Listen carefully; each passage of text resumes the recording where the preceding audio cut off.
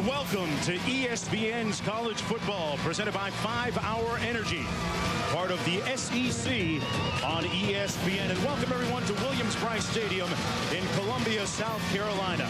This Saturday afternoon is especially poignant across the college football landscape and across the country. Today, we commemorate those who perished and those who lost loved ones on September 11, 2001, perhaps America's darkest day.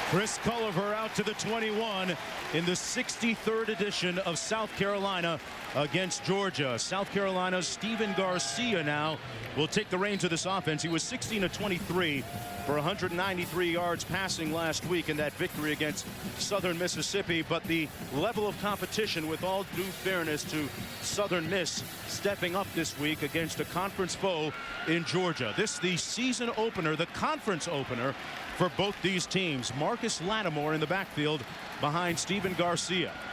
First down and 10 for South Carolina from their own 21-yard line.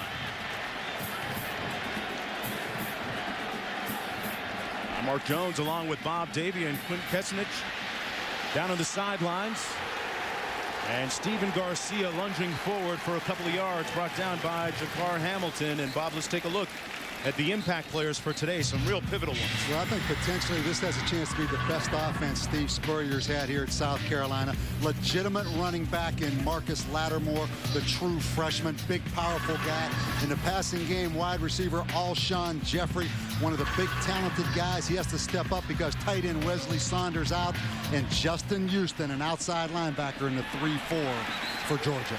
Bob, they give it to that talented freshman. Marcus Lattimore picks up a couple of yards. He was rated the second top running back in the country coming out of high school a year ago. And when we take a look at this South Carolina offense, the one thing that jumps off the page at you is the size of those wideouts. Alshon Jeffrey at 6'4", Torrey Gurley at 6'5". And it all comes down to quarterback Stephen Garcia. Is he the guy that can beat the Georgias and Floridas of the world for Steve Spurrier in South Carolina? That might be a clue right there, Bob. On their first series, they convert on third down, a 9-yard pickup on the play. The pass complete to D.L. Moore. Let's take a look at the defense now for Georgia under the stewardship of Todd Grantham, the first-year defensive coordinator. And some pivotal parts there. They're replacing some key players as well. Well, and also a complete overall on the staff. You mentioned Todd Grantham. 3 new defensive coaches on the staff at Georgia. And even bigger than that, a move to the 3-4 defense.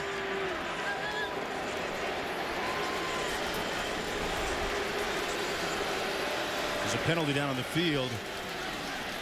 Take a look at Todd Grantham right there, defensive coordinator. Spent the last 11 years, Mark, in the NFL. Most recently at the Dallas Cowboys under Wade Phillips.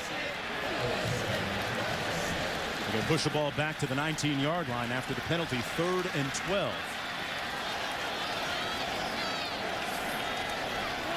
Handed off to Lattimore. Got a nice block. And got enough for the first down at the 35-yard line. There was a missed tackle on the play by Vance Cuff, allowing Lattimore to pick up 16. Well, I guess you can see why Marcus Lattimore may be the highest recruited player ever at South Carolina, rated #2 running back in the country last year by ESPN.com. He gives them a legitimate presence in the backfield. Garcia hands it off to Lattimore again, and Lattimore running strong between the tackles, picks up 5 yards out to the 40-yard line out of Duncan, South Carolina. Had 104 touchdowns in his high school career, and some impressive numbers, including his first 2 collegiate touchdowns last week in that victory against Southern Miss.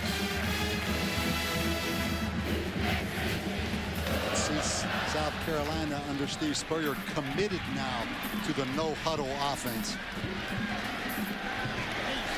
Lattimore getting the call again, falling forward to the 38-yard line. Vance Cuff making another stop on the play. That's going to be a loss of 2 yards on the play. Bob, let's talk about Stephen Garcia, quarterback who has fallen under much scrutiny during his tenure under the guidance of Steve Spurrier on the sidelines, and he seems to have really matured, as shown last week, in terms of the passing game and managing the offense. This is the test. You know, I mentioned earlier, can he beat the upper echelon teams of the Southeastern Conference? He's taken a lot of public criticism from Steve Spurrier. Everyone says he's responded well. Wide open underneath. DeMarco, a great receiver out of the backfield, and the fullback picks up another South Carolina first down at the 45 of Georgia. He picked up 17, but there's a flag down on the play at the 42. And judging by coach's reaction, this might be against South Carolina. The picture on the sideline of Coach Spurrier told it all.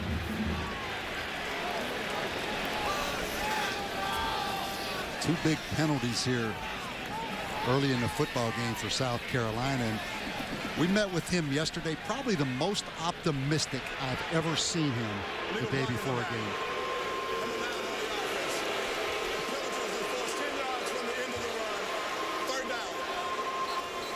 Can you get that hot this early in the game? Boy, that's a big penalty. And interesting, penalties have been something that Georgia has really struggled with the last 2 years, ranking at about the bottom in most penalized teams in the country. But 2 penalties here early for South Carolina on offense. Illegal block in the back is the call from the field, and it pushes the ball back to the 45-yard line. Both of these teams coming out of the box last week with impressive victories. Georgia defeating University of Louisiana Lafayette. They're going to give him a first down in spite of the penalty. Back at the 45-yard line. Mark Richt in his 10th season as Georgia's head coach. And he told us the importance of this game on our conference call earlier this week, Bob. He said that, hey, the loser of this game really gets put behind the 8 ball. So you may not want to call it a must-win game, but it's pretty close to it. Well, in the winner, at least on paper, it looks like they have a chance to challenge Florida for the Southeastern Conference East Division.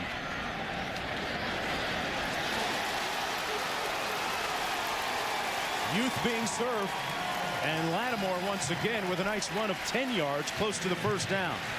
And I think you see on that run right there what Marcus Lattimore is all about. Great lower body strength. For a guy that last year was playing high school football at Burns High School in South Carolina, he is really strong, low center of gravity, a physical power back. 1st and 10. Call Lattimore's number again, and he answers the call in a resounding fashion. Another 10-yard run, and he dragged Brandon Boykin a few yards to pick up 11. Those are the numbers that he put up in high school. He was Mr. Football in the state of South Carolina a season ago. He won the state championship as a sophomore and a junior.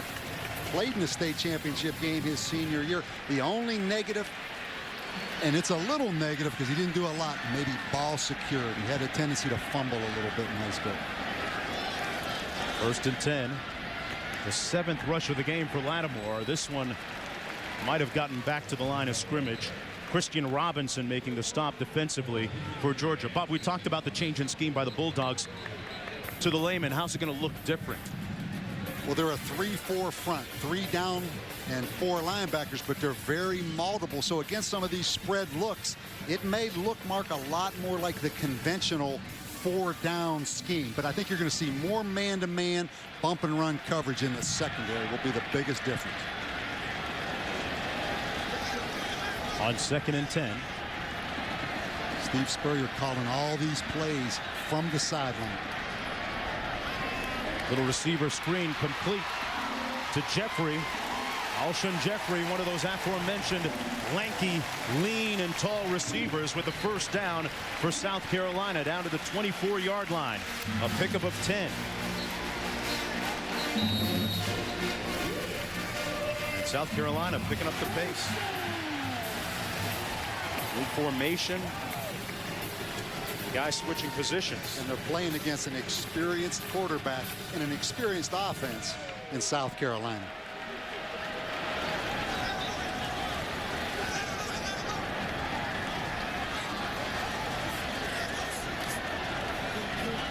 Garcia keeps it himself this time on the quarterback read option, and he gets down to the 16-yard line. Nice gain of 7 yards by Stephen Garcia. Stephen Garcia taking advantage of the zone read. You're going to see Cornelius Washington, the left defensive end right here. He's going to close down. And as everybody watching college football knows, you pull that football. It's a little bit of a new twist for Steve Spurrier. The true spread offense, committed to it now. Lattimore again, this time hit initially about 2 yards behind the line of scrimmage and falls forward a little beyond the 15 down to the 14. He picked up 3.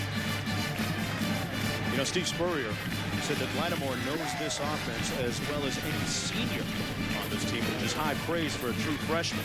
Well, I asked Steve Spurrier yesterday, Sean Elliott, the new offensive line coach that came in from Appalachian State. He confirmed Sean Elliott has played a big role in the no-huddle offense and also the inside zone that they're running that fits perfectly to Marcus Lattimore's skills. On 3rd and 1, Lattimore delivers another 1st down at the 11-yard line. He picks up 3. This is a methodical, rhythmic, meticulous drive so far by South Carolina. If you're a Georgia fan, and Mark Richt included, anxious to see how does the new 3-4 defense, how does Todd Grantham, how does it all work out? Last week had no challenge against the University of Louisiana Lafayette. But right now, an excellent drive by South Carolina. The 14th play of the drive coming up. Garcia open, incomplete in the end zone. In and out of the arms of Brian Maddox. Second down and 10. You're going to see Brian Maddox right here lined up in the backfield. He's going to run a wheel route, and Georgia turns him loose. Man-to-man coverage, the linebacker right there, Christian Robinson, no chance in coverage, but boy, you have to catch that one, throw and catch it. Georgia's defense only gave up 14 yards last week against Louisiana Lafayette. They've already given up more than that today in this first drive. Garcia keeps it, and a flag thrown first down at the 12-yard line.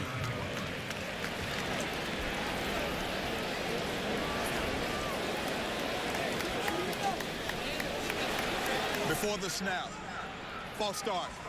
Number 77 on the offense. That penalty is 5 yards.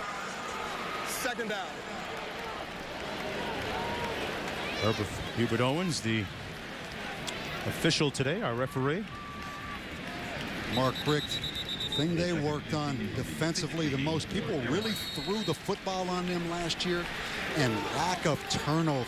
Really, the last 2 seasons, this Georgia defense has not been able to generate any turnovers.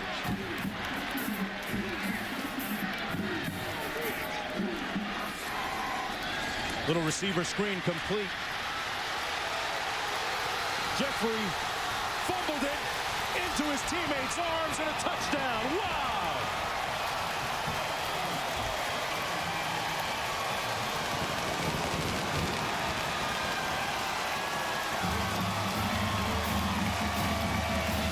Torrey Gurley scooped that thing up and scored. Talk about those big, strong wide receivers. Alshon Jeffrey on the little jailbreak screen. Ball's going to come out right here stripped. Torrey Gurley's going to pick it up. This will be reviewed on the field. But you talk about big receivers. You have Alshon Jeffrey at 6'4", 235, and then Torrey Gurley at 6'5", 230 picked that thing up and took it in the end zone. We're going to review this and perhaps see if Alshon Jeffrey was down or not right there. That was the knee down before the football came out. A little bit difficult to see right there. Here's another look at it.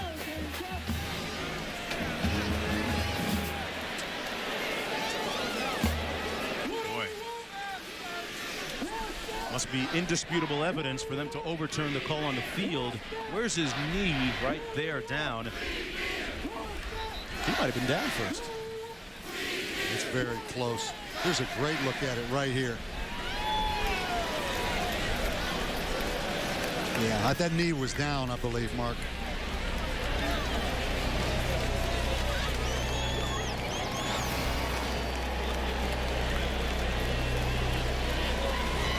Boy, what big, strong skill players for South Carolina. The running back, Marcus Lattimore. And you combine him with those big physical receivers. Georgia's struggling tackling early in this football game against those big, powerful guys. Very impressive opening drive by South Carolina to start this ball game off. And historically, well, in recent history, Steve Spurrier hasn't had a lot of good fortune against Mark Richt, his counterpart on the other side of the field. Richt's team has won 7 of 9 against South Carolina. The whole decision, as we've mentioned, was it conclusive that his knee was down before that football came out? But you're right, Steve Spurrier 1-4 against Georgia at South Carolina. Not only are these games hard fought, but they usually end up very close because 7 of the 9 games that they've played have been decided by 7 points or fewer. Yeah, and normally a couple consistents in this one, low scoring and hot. The ruling is that the ball carrier's knee was down prior to losing possession of the football. The ball will be placed at the 2-yard line, 3rd down. Obviously, the review officials think right there is conclusive evidence that his knee was down prior to that ball coming out. You know, the interesting thing was Jeffrey got a great block from Gurley on the play. Gurley ended up getting the loose ball just in case. He had his back. Remember, they can get a first down before they get a touchdown. 3rd and 1 coming up. South Carolina shifts over to an unbalanced formation right here on the goal line. Lattimore, hard running, touchdown.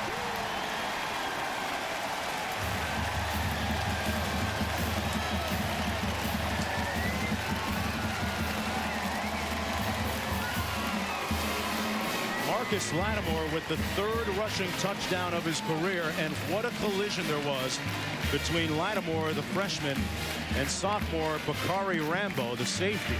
Statement drive. Early in this football game, the whole question every year, can South Carolina get over the hump? Can they have a breakthrough season? That might have been a statement drive right there. 16 plays, 79 yards.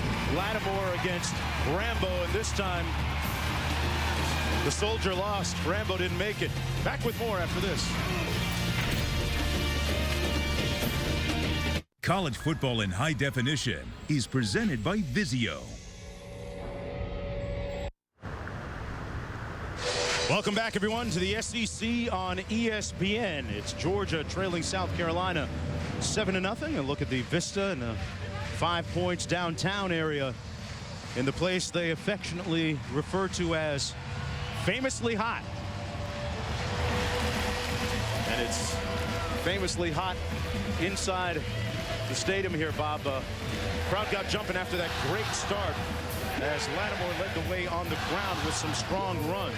Lattimore, one thing about Steve Spurrier, he'll ride that horse if he finds a horse he likes. Lattimore with 10 carries for 50 yards on that drive. Now, special teams an area of concern for South Carolina because Georgia has some talented folks on special teams. This is Boykin still on his feet and across the 30-yard line, and that's where Aaron Murray will take over the reins of this Bulldog offense. Last week he was 17 of 26, had 3 touchdown passes and 1 rushing touchdown. But that was Louisiana Lafayette. This is his first ever conference game and his first ever road conference game. The last time he was a starting quarterback under this kind of heat and spotlight, he was back at Plain High School in Tampa.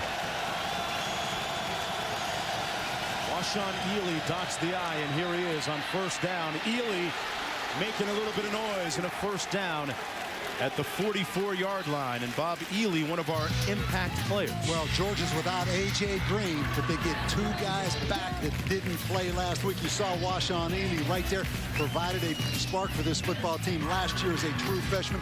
Right here, Tavarres King has to step up. No A.J. Green. He becomes by far their biggest deep threat. For South Carolina, they have 2 really good, big, tall corners, Culliver and Stephon Gilmore, who also play some offense. Between the tackles and out to the 35-yard line, that was Ealey again. Stopped by Devin Taylor. He picked up 2 yards. And let's take a look at the rest of this offense for Georgia. Now, keep in mind, Aaron Murray is a redshirt freshman, but he has a lot of talent around him.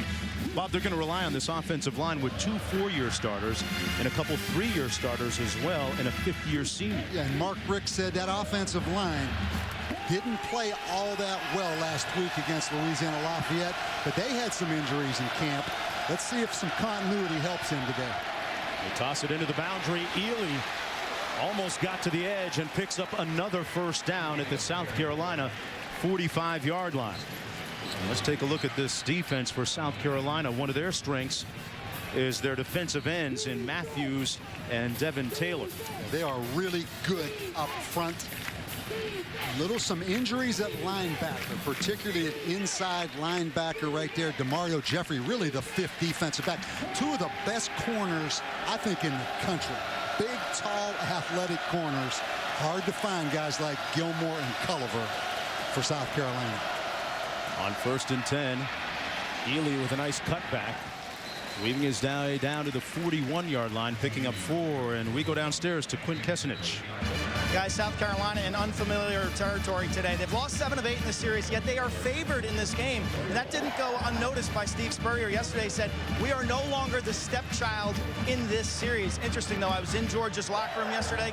Dry erase boards everywhere you look. It says, from underdogs to wonder dogs. No respect. Both teams using psychology 101. Yeah, both teams trying to play that underdog role. Ealey again getting a call. Running over the right side of that offensive line. Josh and Chris Davis picks up 1 yard. Bob, who is the underdog in this game? Is there one? I have to think Georgia is coming in here with the freshman quarterback, Aaron Murray. But you can see right there, lean on that offensive line, run the football, but right now, Aaron Murray has to make a play. Keep in mind, he is a guy that will take off and scramble in a heartbeat. Tremendous athlete.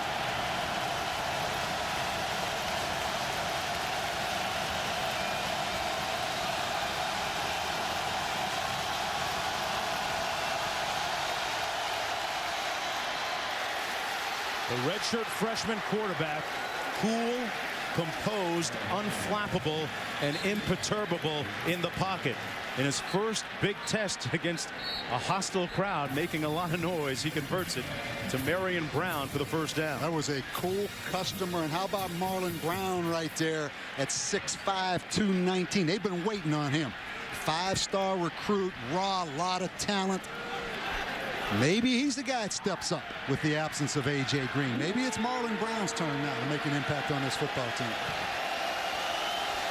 Carlton Thomas in the backfield, dotting the I. Thomas gets the call and gets down to the 30-yard line. So we've already seen a couple of backs. They've got Caleb King in there too for Georgia. Bob, let's talk about this Georgia offense. Without A.J. Green, what are some of the dynamics involved in making up for his absence? You see it. Lean on that big offensive line. Run the football. And what I think, don't do a lot of checking at the line of scrimmage if you're Georgia. Let Aaron Murray get up there, snap the football. Don't let this crowd realize they can be a big factor. As soon as I say that, he backs off and is checking right here at the line of scrimmage. Play fake. Murray incomplete into the end zone, number 6. Logan Gray. Well, Baba, the redshirt freshman, trying to get his papers, I guess, so to say. I left my credential on. He's trying to get his today, too. How much pressure on that quarterback in that spot? Well, you know, he traveled every game last year. Now, he didn't play, but he suited up and he traveled. And keep in mind, he enrolled early at Georgia, so he's been through 2 spring balls. But spring ball, traveling on the road when you're not playing, doesn't compare to what he's facing right now. I'm going to take my credential off now, too.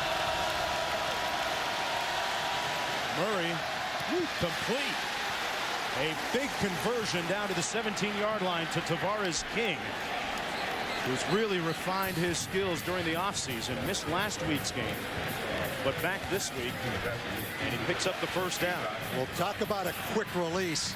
I mean, this guy has a textbook release right there. Very good high school program out of Plant High School in Tampa. Kind of a feisty guy on the field. You know, I talked to some coaches. They say he's the hardest working guy, kind of quiet. When he gets on that field, he's feisty now and competitive. 10th play of the drive coming. Little bootleg action. Threw it behind his receiver, incomplete to Orson Charles. Threw it behind his old high school teammate right there, Orson Charles. Georgia has some great looking tight ends now. I mean, Orson Charles out of Tampa Plant got 23 last year. High school teammates taking it to the next level. Murray's actually considered Orson Charles part of the family. Hung out at their home a lot after, before practices. 2nd down and 10 coming up.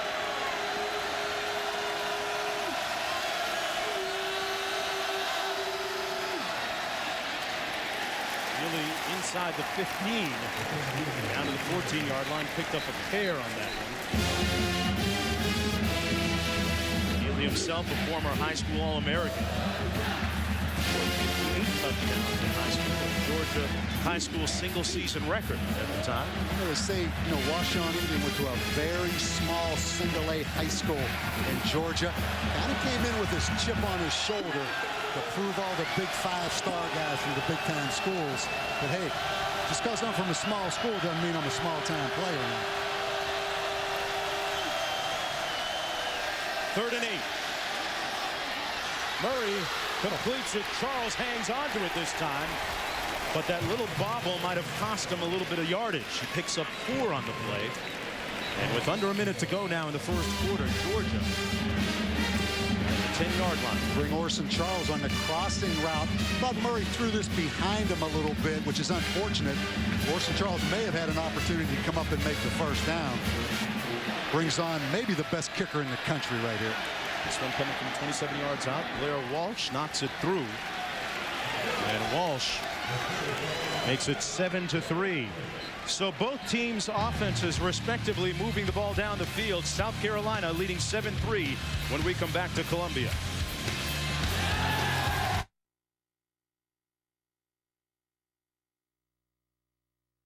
ESPN's College Football is presented by 5-Hour Energy.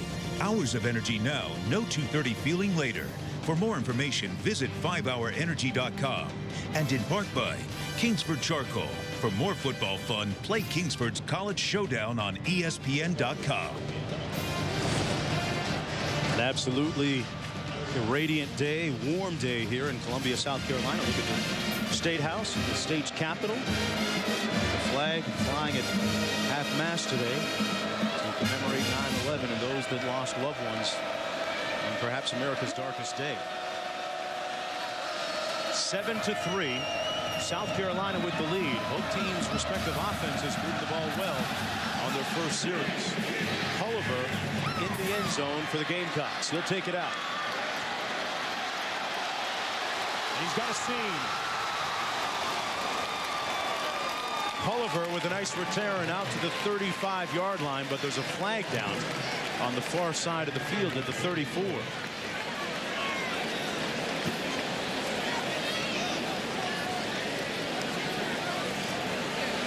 Talked about these corners from South Carolina. You see Culliver right there. He actually moved from free safety to corner, but you see his ability returning that kick. Unfortunately, holding call. Number 18 on the receiving team. That penalty is 10 yards from the spot of the foul. First down. South Carolina now with a couple of self-inflicted wounds. That's 4 penalties and a fumble in this football game for South Carolina. Timeout on the field. We'll be right back after this.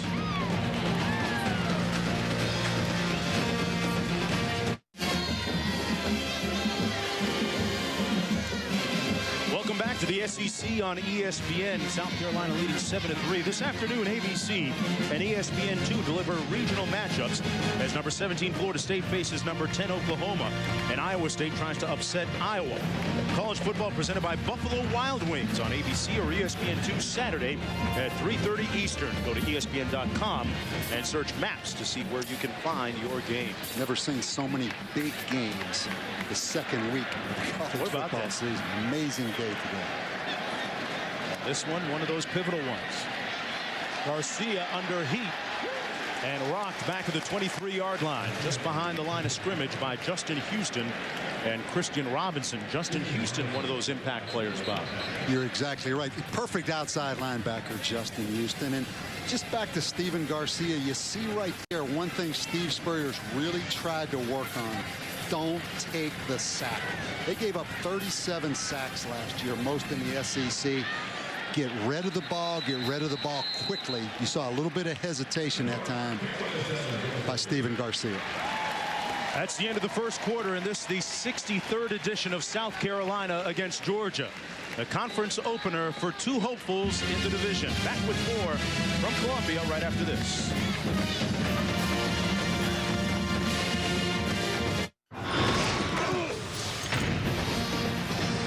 Welcome back, everyone, to the SEC on ESPN. And I guess not everybody's in the stadium today watching the game, Bob. I hope they're at least listening to it on the radio. They got their ESPN mobile TV or something. That's a well-manicured looking lawn in front of that sorority house right there. Start of the second quarter. And South Carolina with the ball, 2nd down and 11 at their own 22-yard line. It has been a very impressive game so far for the freshman, Marcus Lattimore. Again, looking over at Steve Spurrier, getting the signals. Garcia, he didn't take a sack that time, ran it out to the 27-yard line. Picked up 4. We talked about Lattimore, the true freshman, and the redshirt freshman, Aaron Murray, at quarterback for Georgia. Both of them, Bob, putting an imprint on this game early. How big recruiting is. South Carolina with 33 players on their team from the state of Georgia. Georgia with 9.5 million people compared to South Carolina, 4.5 million people. Georgia, a key recruiting state, obviously, for South Carolina. Only 4 on Georgia's team from South Carolina.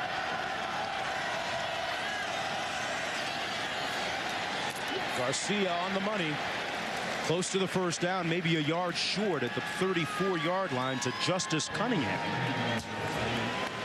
You know, Garcia trying to change his image. You know, it's taken a lot of public criticism from Steve Spurrier. I think Steve Spurrier got his message across because they tell me he had a great offseason, Stephen Garcia, but he lost some weight and probably bigger than that, become a leader of the team in the offseason. You know, he's had some little festering problems off the field issues, nothing major, But all of a sudden, he turned it around this summer, probably because he had some competition from Connor Shaw. Connor Shaw, the freshman, son of a high school football coach, had a lot to push him to get the first down. Yeah, I remember Stephen Garcia, Bob, telling us a couple years ago when we had a chance to sit down and speak with him. He said, you know, if Coach Spurrier isn't yelling at you, means he doesn't care about you. So he's kind of gotten used to the presentation and listen more to the message as opposed to how Coach Spurrier delivers his message these days. It's really interesting. You look at Mark Richt right there. You know, Steve Spurrier, not afraid throughout his career to publicly call out players and coaches. Mark Richt, on the other hand, I don't think would ever do that. Different approaches to Different motivate. approach. And the bottom line with both of them, just be yourself and win. Because if you don't win, they're going to say Mark Richt is too nice. If Steve Spurrier doesn't win, they're going to say he's too abrasive. So be yourself and win. Well, they are challenging the spot on the field. Georgia challenging it. Here's a look at the last play. Boy, that's a very good challenge right there.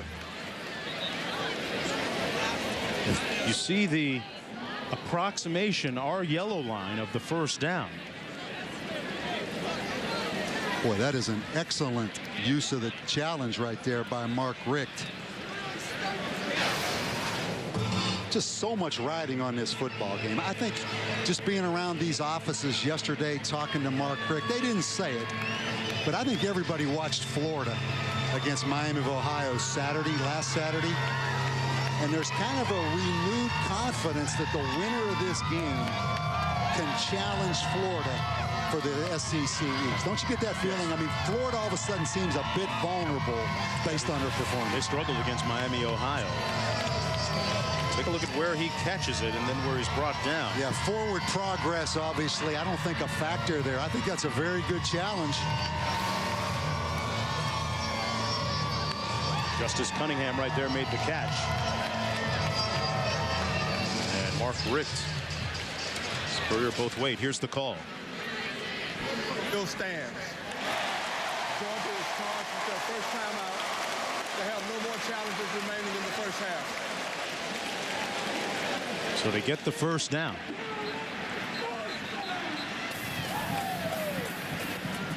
South Carolina, not near as much I formation as in the past. And that's where you see Steve Spurrier changing, going with the spread no huddle that everyone in college football is doing. I know how hard it was for him to give up some of his I formation sprint draw pass that he's done through the years. They still mix it in there, but they're a spread offensive team. On 1st and 10 at their own 33.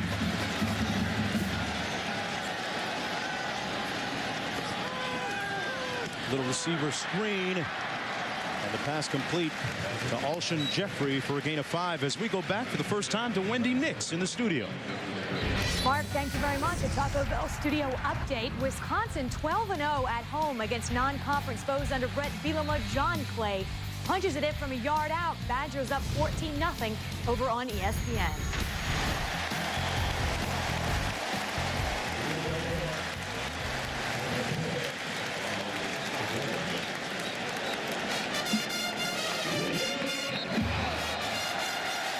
And back here with 13:15 to go after the play. The ball placed at the 47-yard line, a pickup of 8. South Carolina having success running the ball. Lattimore again. Brought down to the 47, picked up 6 with that chunk of real estate. You know, confidence is something you gain with playing well. And this Georgia defense, for the first time in a true test, in a new scheme and a new coordinator, standing around a little bit right now. There's Lattimore. Boy, tremendous effort down to the 36-yard line. Marcus Lattimore, the true freshman from Duncan, South Carolina, picks up 11. He's going to get an excellent block from number 73 right there. Rakevius Watkins, the right guard. And this South Carolina offense is just out-physicaling Georgia right now. This time down to the 33-yard line. They pound it again. You know, there's been so much talk, Bob, about Georgia's veteran offensive line Maybe the guys up front for the Gamecocks have said, hey, we've got a good group too. I think anytime you get a young back like Marcus Lattimore, that offensive line buys into it. And the fact they're running the football more, which offensive linemen love. I think you can see why Steve Spurrier was so optimistic yesterday. 2nd and 7. 3 receivers out to the top of the formation. Got a man on the post. Incomplete. Intended for Barnes, who was wide open. Well, today at 3:30 Eastern time, Ja'Cory Harris leads number 12 Miami against Terrell Pryor in Ohio State. Then join Kirk and Brent at 7 as Joe Pa's number 18 Penn State take on Alabama. It's a monster college football Saturday on ESPN. Many of the games can be seen online or on your phone. Bob Davies going to give you his picks later. You didn't know it, Bob, but you are now. 3rd and 7.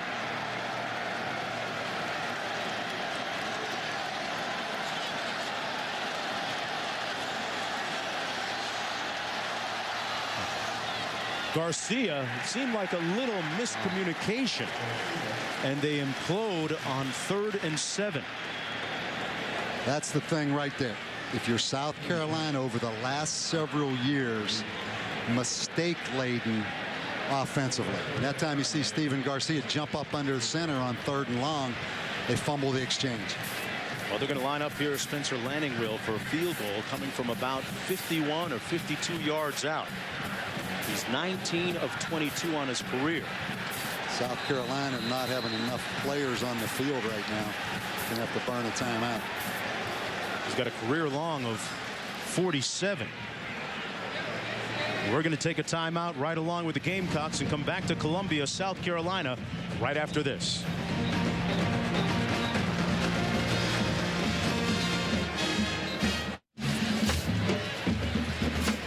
You know, most people in these parts would have you believe, Bob, that there's no fraternizing with the enemy. But look where their seats are. Maybe it doesn't matter much from up there. At some point, because I'm saying this to you directly, you got to put that text messaging thing away, though. Right? I mean, the guys at a beautiful Saturday afternoon SEC class, he's up there text messaging.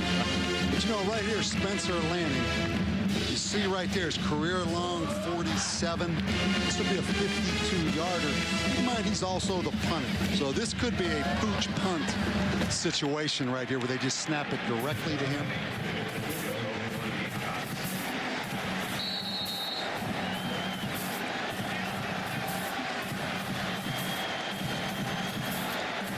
From 51.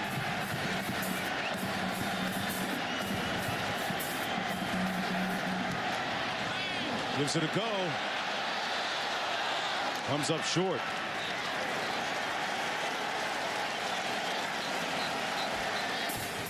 And a victory of sorts for Mark Richt's team as they take possession. 1st and 10 coming back the other way, and another look at Aaron Murray, redshirt freshman quarterback. Oh, with only one race remaining before the chase, the field is set. Tony Stewart and Carl Edwards both emerged as contenders after strong performances last weekend. The NASCAR Sprint Cup Series at Richmond on ABC tonight at 7:30 Eastern Time. For more information, log on to ESPN.com.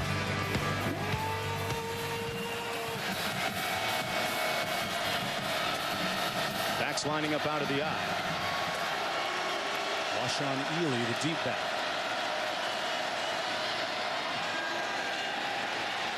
Murray going up top.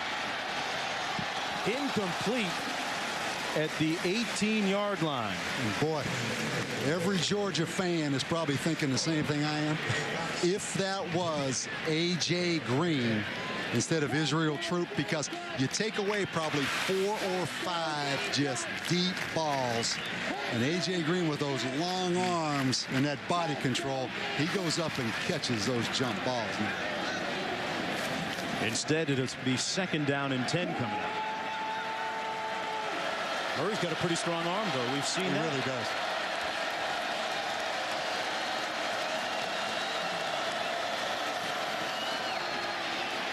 Ealey with a nice move. Took a hit and kept going as we go back to Wendy in the studio.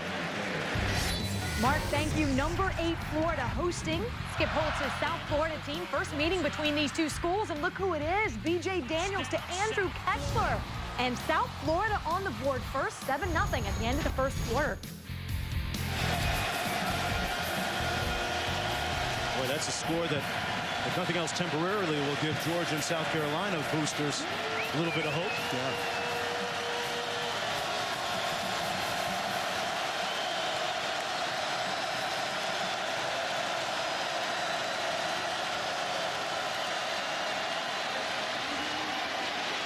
Third and 2 and nowhere to go. Sacked at the 35 by Devin Taylor.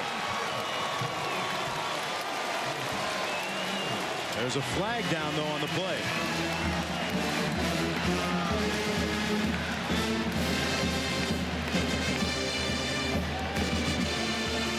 Boy, I'll tell you one thing. Assistant coach knows who that flag's on right there. Culliver, first game back after the suspension.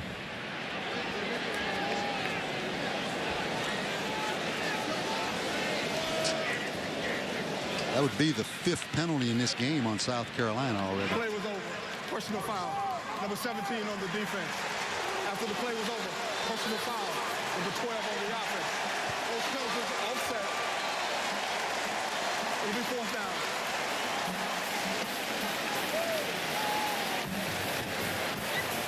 They're going to move it back to the 30. Chris Culliver right there on your screen. A key piece to their secondary. Didn't play last week because of a suspension.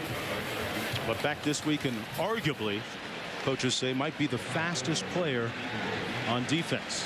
Well, Drew Butler into punt. How about this punt? Drew Butler won the Ray Guy Award last year. 2 great specialists for Georgia, Blair Walsh and Drew Butler. Stephon Gilmore back to this punt. A low line drive spiral. Takes a Gamecock bounce up to the 33-yard line. 9:46 to go in the first half. Stephen Garcia's team leading 7-3 when we come back.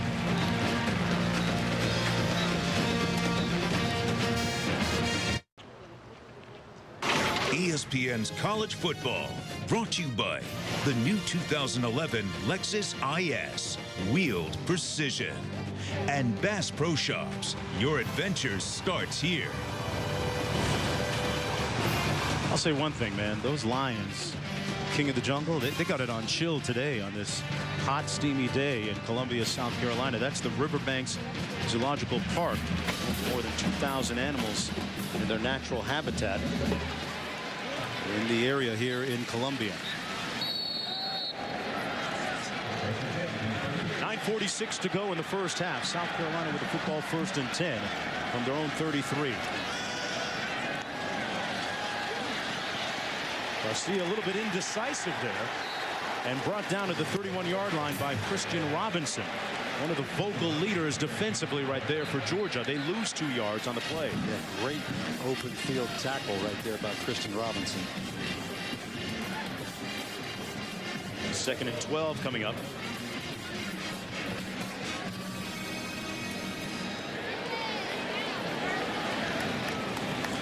That first drive, they really moved the ball. Since that time, it hasn't been quite as smooth. 2nd and 12 coming up. Lattimore on the draw. And a great burst out beyond the 40. Steps out of bounds at about the 42, just a little bit short of the first down. Got a good block from DeMarco to pick up 11. And that's a great story. You're going to look at DeMarco right here, who's a tight end and a fullback.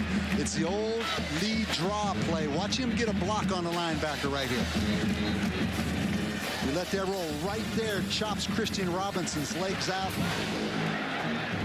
Here he is again running between the tackles. Gets the first down out to the 48-yard line, and another good block, this time from Garrett Chisholm to pick up 6. You see how big recruiting is. I mentioned probably the biggest recruit in the Steve Spurrier era here at South Carolina came down to Auburn in South Carolina. Garcia going up top this time. And incomplete at the 10-yard line. A flag thrown on the play late. Alshon Jeffrey going up against Brandon Smith. Boy, Brandon Smith, probably Georgia's most talented DB, you know, also plays some offense. Was the ball catchable?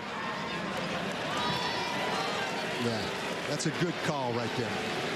And one thing, if you're Steven Garcia with these big wide receivers, put it up where they have a chance to go make a play right there. You can see how Alshon Jeffrey had him mismatch in size, but the ball's so far overthrown.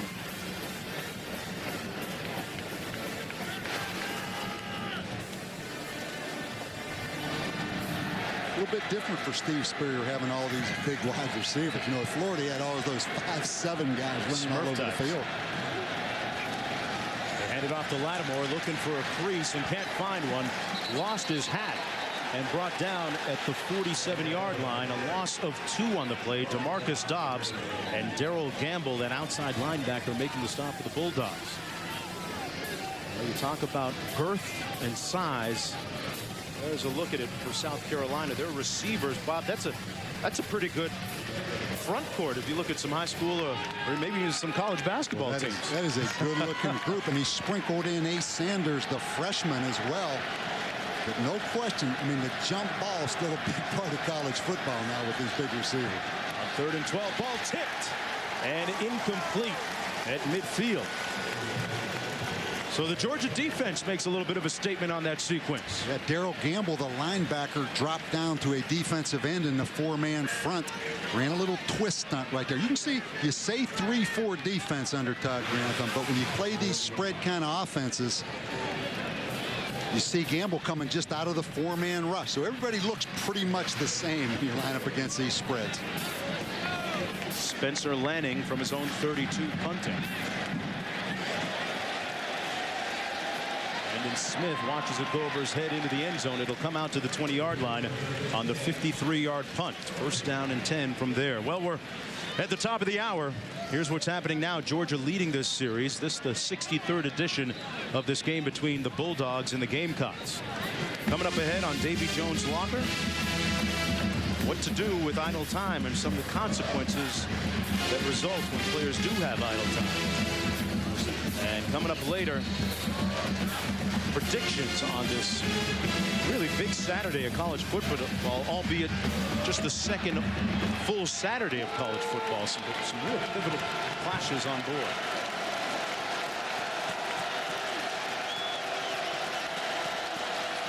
First and 10 out of the eye.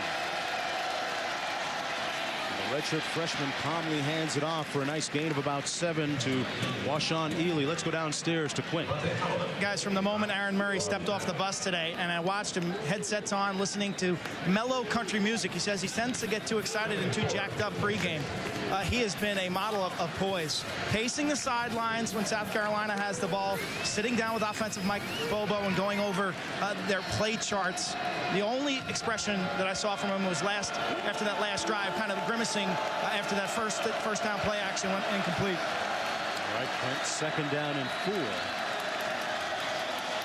Toss to Ealey into the boundary. Ealey picks up about 2 on the play. It'll be 3rd down and 2. You know, it's interesting when you talk about Murray and his work habits, Bob.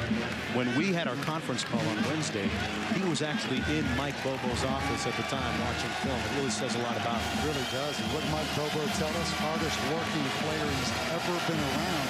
That's a heck of a statement. Let's see the young guy here on 3rd down. One thing we haven't seen is him come out of there running, because he really is a quick guy and athletic.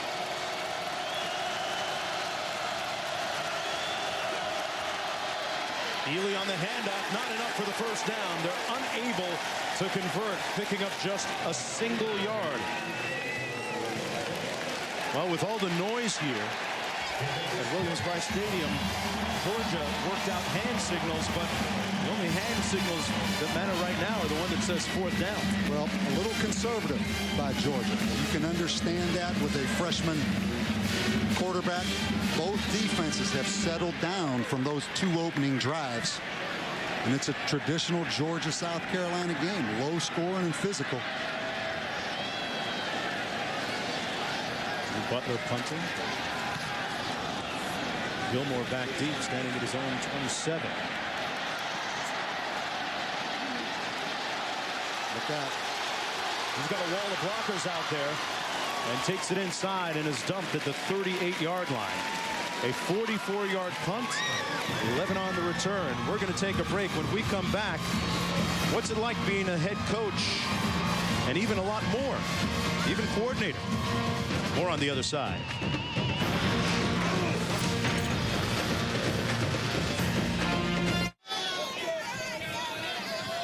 Welcome back, everyone, to the SEC on ESPN. The Gamecocks leading the Bulldogs 7-3. And when you look at the trends, Bob, if plan A doesn't work, you come in with plan B. South Carolina, they've tried to throw the ball a little bit. Garcia started out pretty good. But Marcus Lattimore is the guy that Steve Spurrier is going to go back to. You see here the deep ball by Garcia. He's missed his last 3 throws. But you have to love the young freshman. 15 carries, 86 yards. That's kind of Steve Spurrier's comfort zone right now. Number 21, Marcus Lattimore.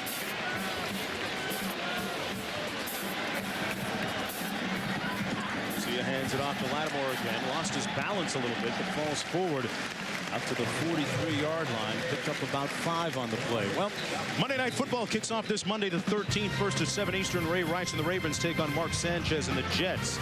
Then at 10:15 Eastern, Chargers take on the Chiefs. Coverage begins at 5 with Monday Night Countdown served by Applebee's. And what about Ray Lewis and those comments about the Jets and that little reality show they got? He's not ready to crown the Jets just yet, right?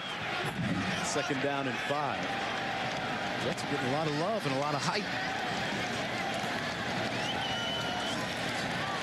They keep the ball on the ground again to Lattimore.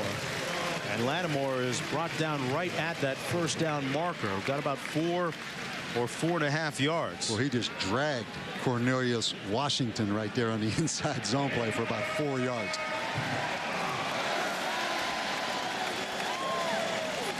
Steve Spurrier, his team with just, and I say just in quotations, 7 points on the board against a pretty stout Georgia defense.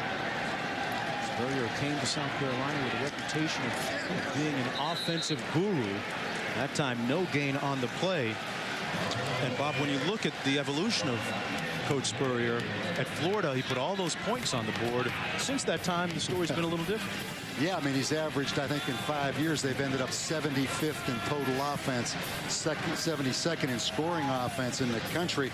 And both these head coaches are a lot the same. They've both hired defensive coordinators to really be the head coach of the defense. For Steve Spurrier, Ellis Johnson, and then Mark Richt, Todd Grantham. Garcia hung it up there, but caught at the 45-yard line. And to finish your point, Bob, yeah, I think what's it all mean? I think that's the biggest difference in college football. Now, you now see coordinators getting paid not the same as head coaches, but significantly more than they got paid before. You know, both defensive coordinators with long-term contracts. We take a look at Ellis Johnson up in the booth. Both of them making a lot of money and both able to do it the way they want to do it. But you and I both know with all that responsibility and big salary, you better be able to get it done. Quick receiver screen, that pass complete to Jeffrey on the move.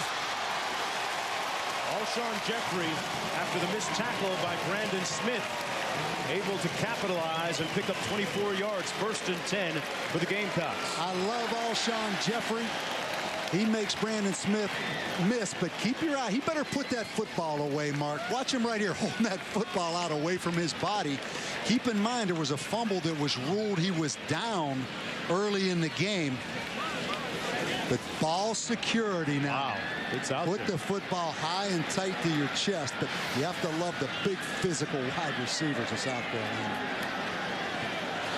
They are a physical football team. With Marcus Lattimore at tailback and these big receivers. Steve Spurrier using the tools in his toolbox. Different set of utensils this time around than the ones that we saw when he was at University of Florida. Garcia showing his right hand to the medical and training staff there on the sidelines. He took a hit, Bob. Yeah, Brandon Wood, 97. I think you're going to watch right here, right there, when he hits the ground, it looks like. Good pressure by Brandon Wood, the senior defensive end. Right away, he knew it.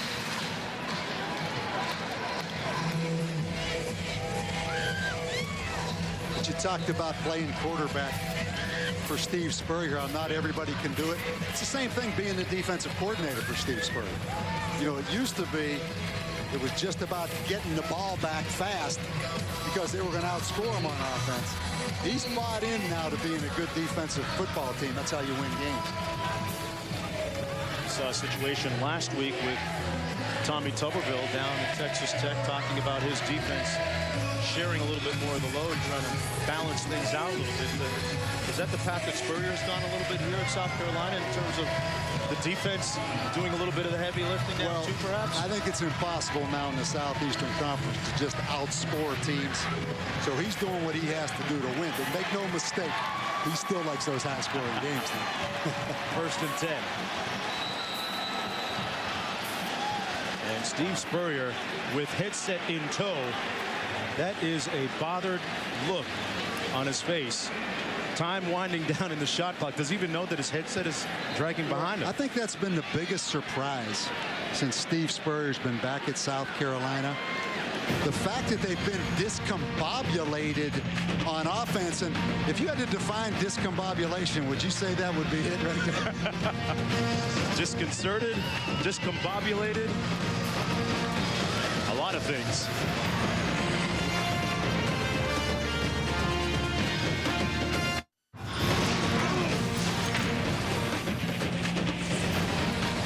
Welcome back, everyone, to college football presented by 5 Hour Energy, the SEC on ESPN. Look at Coach Spurrier down there, Bob. He is out of sorts.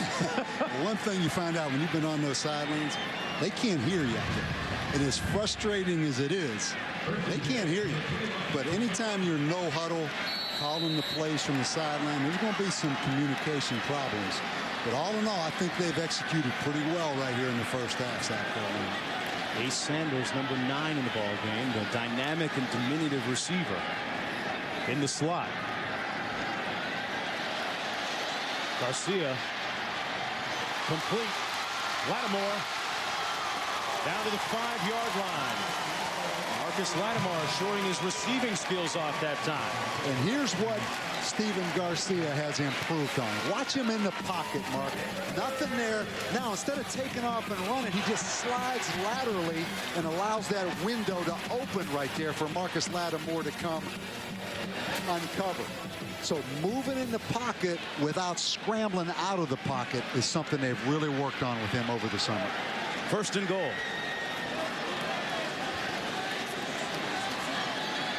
Lattimore chopped down at the 3-yard line. Nice hit by Bacarri Rambo.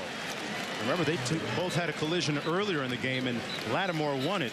This time, Rambo won that one. So Lattimore with over 100 yards. 101 here in this football game. No big plays in this game yet. Speed on defense nullifies big plays. And no A.J. Green. Okay. That's why there's been no big plays. Both offenses have moved the ball, but no big explosions yet. Lattimore's run for over 100 yards already. 2nd and goal. Here he is again and scores the touchdown.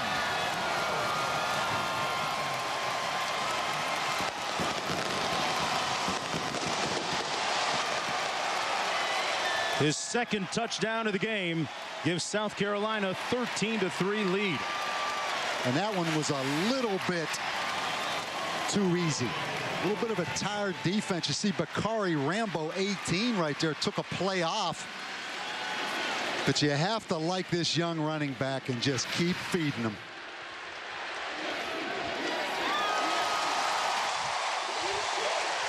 (14-3). And we're going to take a short break. When we come back, we go to Davy Jones' locker and talk about the offseason for the student athletes. Okay.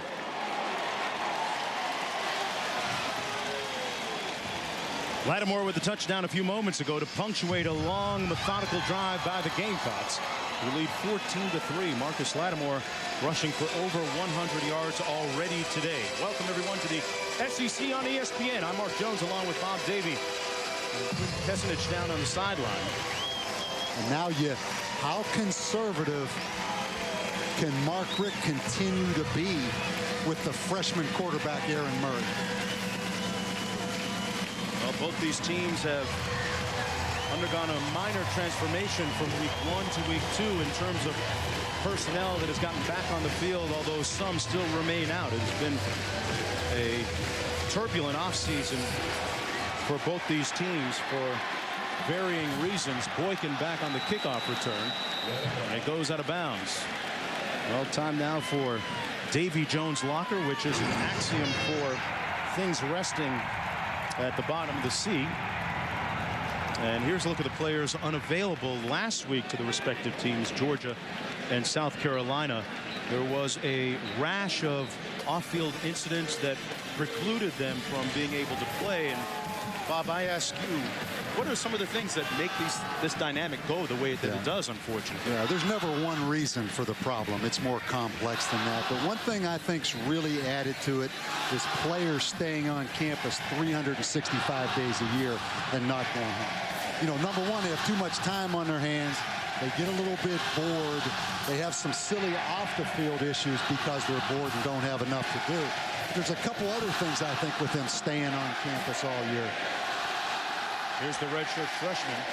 Completes the pass. DeVaris King was one of the players that did not play last week. So is there a solution? Do you provide more structure? Well, I think bigger than the added time, they have no summer jobs. You know, it used to be kids went home in the summer, worked for 2 months, saved money, started a little bit of a checking or savings account, had some money. And now, for college football players, because they're there all summer working out, they have no money. You know, the average student, the regular student goes home and makes money. College football players don't. And I'm not making excuses for them. Right. But when you don't have money, you're more susceptible to things. There's no question about that. Bottom line, these are 18 and 19-year-olds. A lot of times that pass incomplete. And the 19-year-old quarterback, Aaron Murray, on 4th and 7 coming up now, and they'll have to punt. It gets a rise out of the sellout crowd here. That's the 3rd straight 3-and-out right there by South Carolina's defense. And this returner back here is an excellent return man, Stephon Gilmore.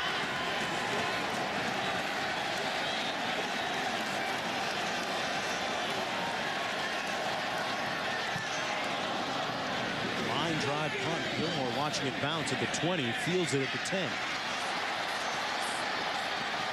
Nice move. He got rocked at the 18-yard line. Let's check in with Wendy Nix and find out what's coming up at halftime. Mark, thank you very much. The number 8 Florida Gators feeling the heat in the swamp. Todd McShay and Robert Smith set you up for a monster Saturday. Team USA looking to advance to the finals of the FIBA Championships. We'll see you back here in just a few minutes. See if the old ball coach here with no timeouts. I think you just take a knee and get to the half. Don't make any mistakes right here. But then again, that's Steve Spurrier, man. And you have those big, tall, wide receivers. So if you're going to throw it down the field. Talking about Alshon Jeffrey at 6'4" and Torrey Gurley at 6'5". Jason Barnes right there. And number 4, actually, a tall target as well. They run the football. Georgia still with 2 timeouts.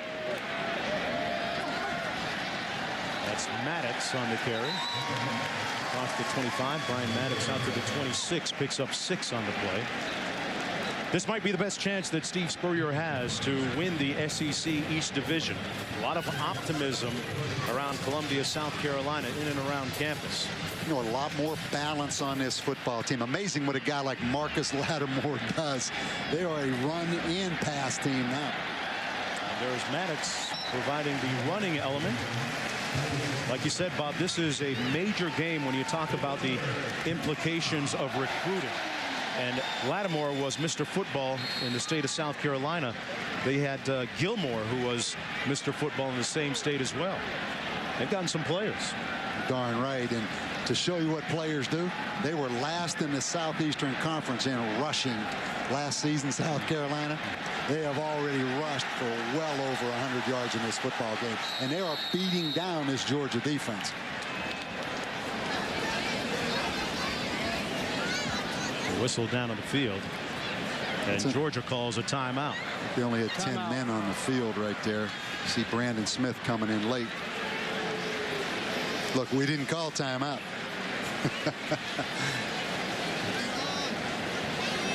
You gotta love Marcus Lattimore. No big bursts, but just pounds you and wears you down. Couple of scoring drives, 2 touchdowns for the freshman. He's run for 103 yards in the first half and showing a lot of strength. He gives you a lot of yards after contact, Bob. Boy, low center of gravity, tough to tackle. Probably the biggest compliment. Before the game, I was talking to Steve Spurrier Jr., one of the greatest kids. He said everybody loves this kid, very humble. You look, we talked about the inside zone. That's something that's new this year for South Carolina. The new offensive line coach that came over from Appalachian State, Sean Elliott, has brought that inside zone. I think that really helps Marcus Lattimore because he's more of a power back. You know, a lot of teams run that outside zone where you kind of go east-west. The inside zone's a north-south play. That's going to be the last play of the first half. South Carolina leading 14-3. But remember, plenty of football to play. 7 of the last 9 contests between these two crews were decided by 7 points or less. Lattimore making an indelible image on that first half for the Gamecocks. As both teams head into the locker room. Let's go downstairs to Quinn. Coach, what was your reaction to South Carolina's opening drive when they went down the field? Well, they just had a great drive, did a good job. They got real big physical receivers that were having trouble tackling, and number 21's running the ball good too. What needs to change to stop Marcus Lattimore? Well, we just got to wrap him up, be able to knock him back. Right now, he's winning the man-on-man combat right now. He's knocking us back. How would you best describe the play of your quarterback, Aaron Murray? Solid. Right now, been solid. Thanks, Coach. All right, Quint. 14-3 at halftime on this big Saturday afternoon in college football. All right, now we're going to head back to Wendy, Todd, and Robert in the studio.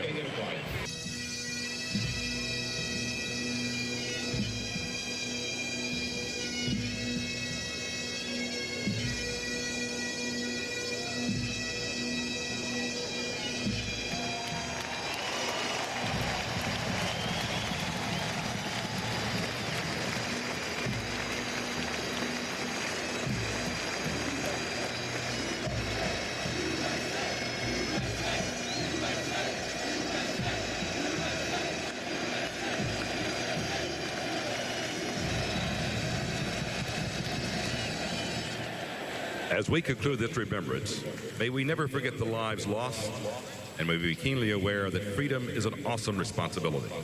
May God bless the families and friends of all those who lost their lives. And may God bless America. Moments ago, the emotions rife here on the countenances of the collective over 80,000 here today commemorating 9/11. Welcome back, everyone, to the SEC on ESPN. As we are ready to start the third quarter of play, South Carolina leading Georgia 14-3 as we begin the third period. And this is the 63rd edition of this rivalry. A pivotal game for both these teams with respect to the SEC Eastern Division race. The loser of this game historically has never played in the SEC championship game. These fans are starving for a championship here in Columbia, aren't they? What great fan support. Georgia receiving to begin the third. And they bring it out to the 28-yard line, where it'll be first down and 10 for Aaron Murray, the redshirt freshman quarterback. Bob, Georgia only 3 points on the board in the first half. How did they get going here in the second? Well, the first thing is pretty simple. I mean, South Carolina just out-muscled Georgia in the first half. I mean, they ran the football with Lattimore. He broke a lot of tackles at the line of scrimmage, and over 100 yards after the catch for South Carolina receivers. So Georgia right now is getting out-muscled defensively. Offensively, they got to turn the freshman quarterback loose. They got a little conservative in the first half. Go with a play fake on 1st and 10. The pass complete to Kris Durham. Tall receiver on the other side picks up a nice gain. Got 11 in a first down. Here's a look at the yards by quarter. Georgia really tailing off in that second period. And no big plays by South Carolina. I mean, they only threw the ball down the field one time and it was incomplete. But again, just physically pound them a little bit at the line of scrimmage.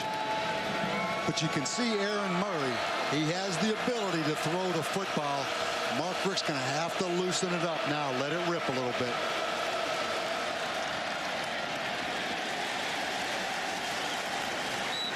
Ealey brought down by Laji Ajaboy. Ajaboy, one of those guys down on the defensive line for South Carolina, coming into this game a little bit nicked up, and he's one of their key players up front, number 91. Second down, about 8 to go for Georgia. Just a huge advantage for Ellis Johnson without A.J. Green on the field. You can just go ahead and play one-on-one coverage on the outside with those two good corners. Murray wide open at midfield. His high school teammate and buddy Orson Charles with the catch and another first down for the Bulldogs. Charles picking up 13. That time Ellis Johnson bringing the corner on a blitz from the boundary, playing zone coverage behind it. You're going to see the corner up here come on the blitz and the tight end on the crossing route in that vacated zone over there. Excellent composure and good pass protection by Georgia right there. They're in the Wildcat formation, and Washuan Ealey taking the snap and a little motion, albeit illegal, perhaps, or a timeout. Timeout. Georgia. Georgia calling a timeout before the snap. Big Saturday afternoon in college football. Some huge games coming up. Now it's time for our Saturday menu, brought to you by Applebee's.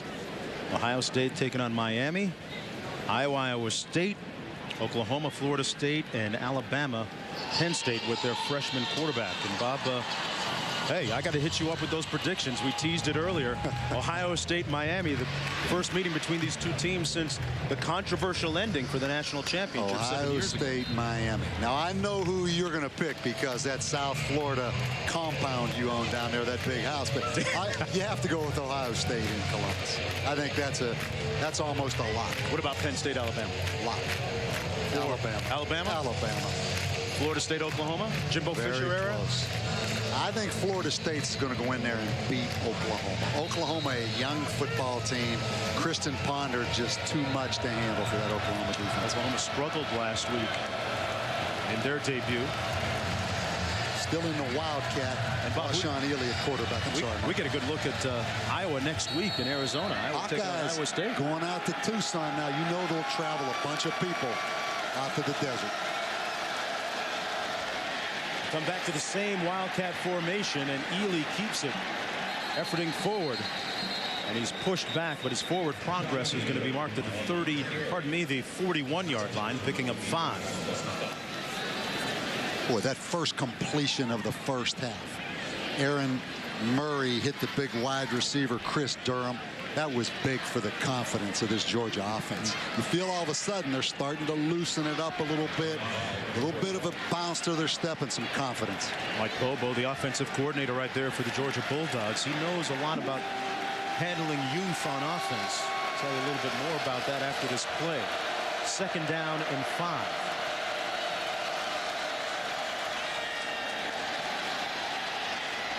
How about that? Murray throws a rope complete to number 6, the former quarterback, Logan Gray. And Bob, I talked about Bobo being able to handle youth. Mike Bobo himself has 5 children under the age of 5 years old.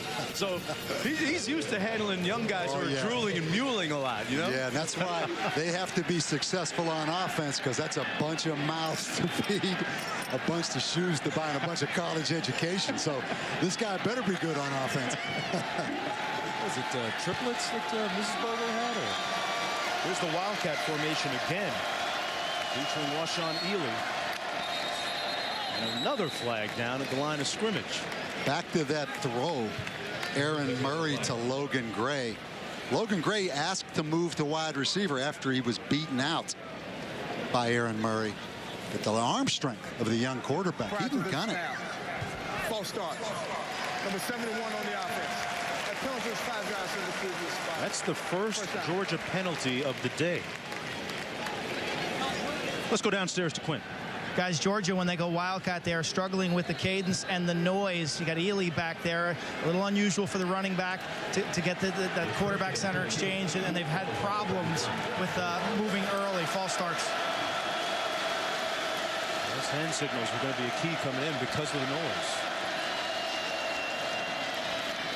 On 1st and 15, about a 2-yard gain by Ealey, brought down by Ajaboy. And well, if you're looking at the impotence, perhaps, of Georgia's offense, they're missing this guy, number 8, A.J. Green, who's a cogent part of what they like to do, a key cog offensively, out for 3 more games because of a suspension.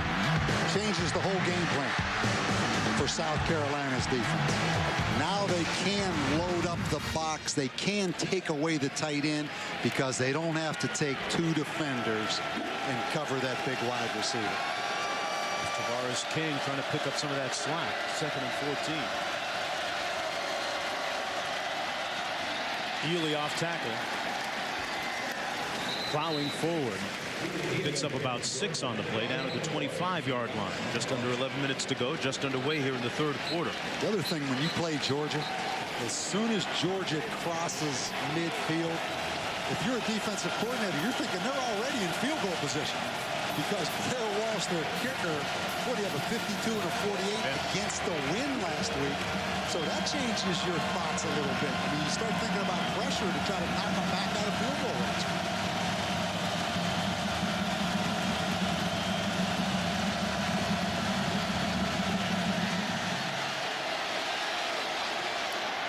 Murray showing poise beyond his years, completes the pass. It's going to be real close to the first down at about the 16-yard line to Kris Durham. He picked up 9 on the play. Let's watch this spot. Remember, there was a little controversy earlier, but this time they get the first down. Durham reached behind him, Bob, to make a nice grab. And you love Aaron Murray. Instead of taking off on 3rd and long and running, he throws that ball back across the grain. But Kris Durham, that's a great story as well. He went 707 days. They said he counted the days from when he played in Sanford Stadium until last week against ULL. Missed all last season with a shoulder injury. He had a calendar 707 days he went without being in Sanford Stadium in a game. There he is, Durham, Baba, making those days that he waited count right now, moving in on potential points when we come back.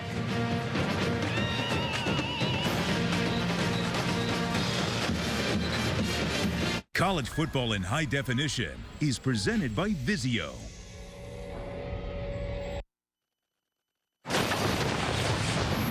Welcome back, everyone, to the SEC on ESPN. Football taking a lot of different forms and shapes here on campus at South Carolina. Back to pass. Bob, that wasn't the most fierce pass rush we just saw a moment ago. That guy was just kind of laying back there. You're not going to ask me to telestrate that, are you? Well, it's working, isn't it? What's working is Aaron Murray now.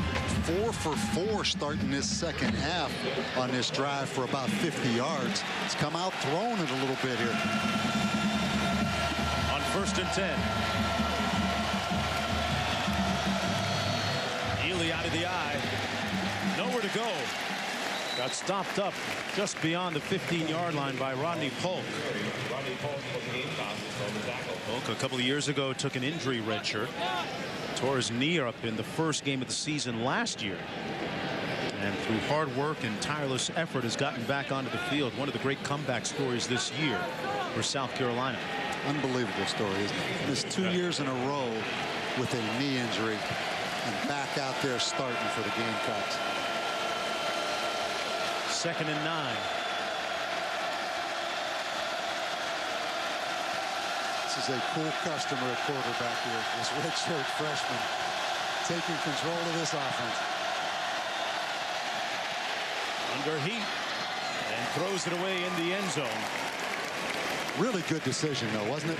Getting pressure, stepped up instead of forcing it, threw the ball out of the end zone.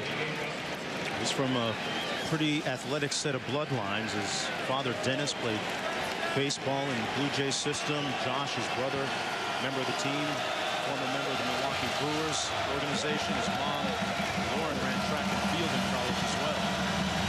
3rd and 9. See if this big offensive line protecting right here.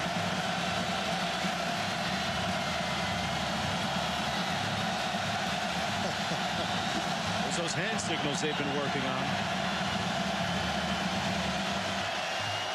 He's going to take off. Not enough for the first down at the 9-yard line. It'll be 4th down coming up and about 4 to go. That actually was a predetermined quarterback drive.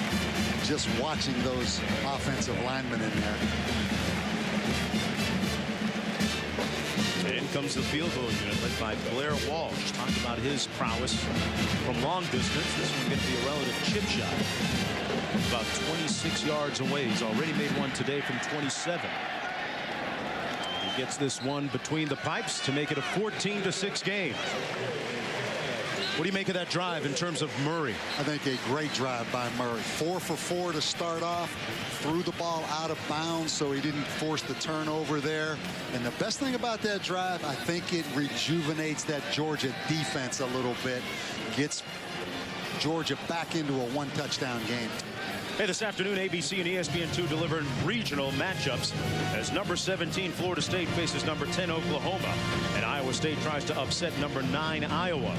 College football presented by Buffalo Wild Wings on ABC or ESPN2 Saturday at 3:30 Eastern Time. Well, here's what's happening now in Columbia, South Carolina. The 63rd edition of Georgia against South Carolina. True freshman Marcus Lattimore with a big day on the ground, 119 rushing yards and a couple of touchdowns. Coming up ahead, an SEC preview of ESPN the magazine through the players' eyes. And later, Mark Richt's unique resume. Now that's been on the sidelines now for 10 seasons in Athens. 8:17 to go in the 3rd quarter. Chris Culliver back deep for South Carolina. So much riding on this football game because you see the potential of both of these teams, and you don't want that conference loss the 2nd week of the season.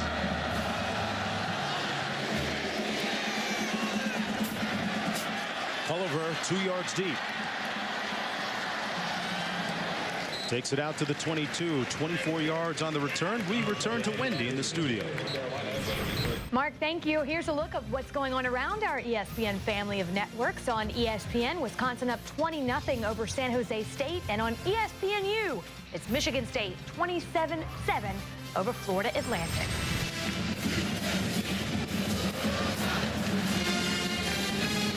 The Owls taking one on the chin. Schnellenberger trying to get things going down there. 1st down and 10. Marcus Lattimore in the backfield. Lattimore on the carry and brought down almost immediately. Cornelius Washington making the stop. A gain of about 1 on the play. You know, Georgia, they missed those 3 defensive linemen. You know, they had 3 linemen drafted last year, all to the NFL. Geno Atkins, Jeff Owens, Cade Weston. You know, and they're lining up in all 4-man front. You know, when you play these spread teams, forget about the 3-4. You know, that's overrated. It's about losing those 3 defensive linemen, I've heard. Here's Lattimore again. Chugging forward to the 27. Washington once again making the stop and a 4-yard gain on the play. It'll be 3rd down And about 4 to go, 5 to go. Mark, so many fans interested in the 3-4 now. You know, 15 NFL teams out of the 32 playing it. Some college teams going to it. But you know what? In college football, with all the spreads, so much ends up being a 4-man front anyhow. So it still comes down to tackling. 3rd and 5, and we got some whistles down in the field and a timeout called by Georgia. We're going to stay right here. Is the 3-4 the trendy kind of sexy defense now? Is that what's happening? I think it's more multiple in that anytime you only have 3 down guys, everybody else is playing in a stance. You can either drop them or rush them, so you have more combinations. Where in a 4-man front, you know who the 4 rushers are pretty much. But again, because of all the spreads, you end up in nickel or substitution defenses.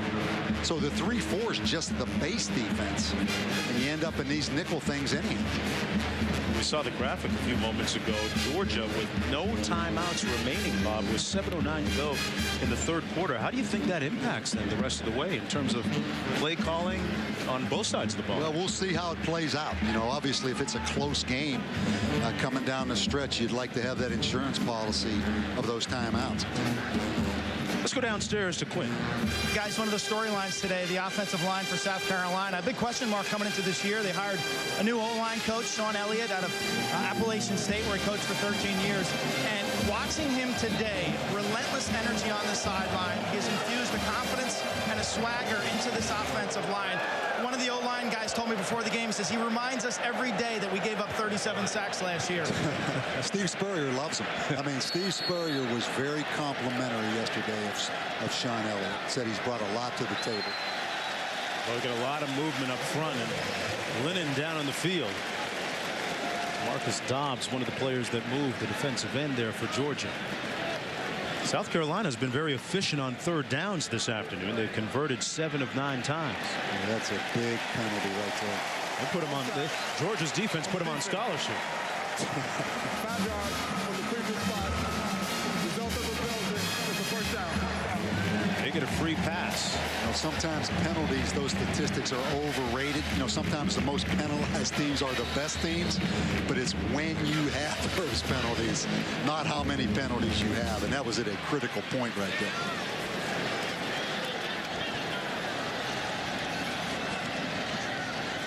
Garcia to pass.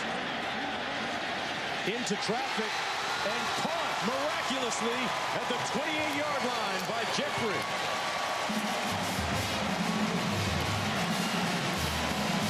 How that pass got in there, I'll never know. A 40-yard gain, though. First of all, great pass protection. But Brandon Smith, the corner, had a chance. And Rambo, again, number 18, never played the receiver. Watch number 18, Rambo, kind of gives up on this a little bit. Right there. Come on in there. Have a chance to knock that football out, but a great throw by Garcia. Garcia hands it off this time, and down to the 25 as Marcus Lattimore picks up 3 on the play. You see the balance of South Carolina, though. I mean, if they can execute, don't have the self-inflicted penalties with Lattimore and these big receivers, and the key is this guy, Garcia. Excuse me, it all comes down to him. I mean, he is the key to taking the proverbial next step for South Carolina. With a lot of weapons.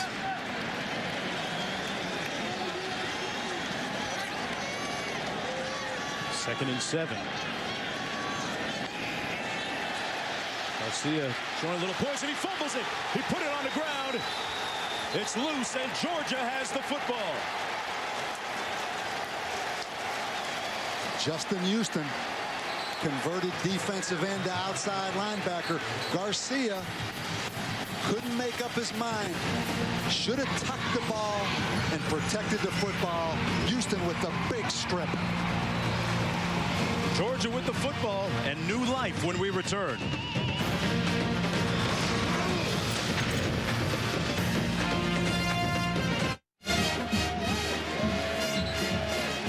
Yeah, Justin Houston right here, who's an outside linebacker, but a defensive end in the 4-man front, is going to chase Garcia down. Watch him with great effort, but Garcia right here switches the football in traffic, going from his left hand to his right hand. Robinson with the recovery. But here's the question mark right there that every South Carolina fan has, probably Steve Spurrier. Is Steven Garcia just the guy that teases you with ability, or can he get you to the next level? That was the first turnover of the game. Little play fake.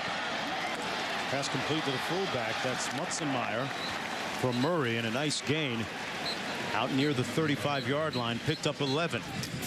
And Houston was the one that made the big play just a few moments ago, and it was interesting that he beat King, the player that came back from suspension last week, seeing his first action this week.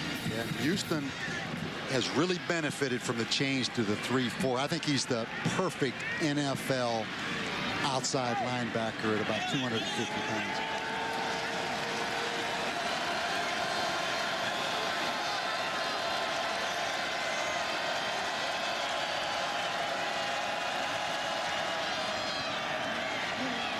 And out and up.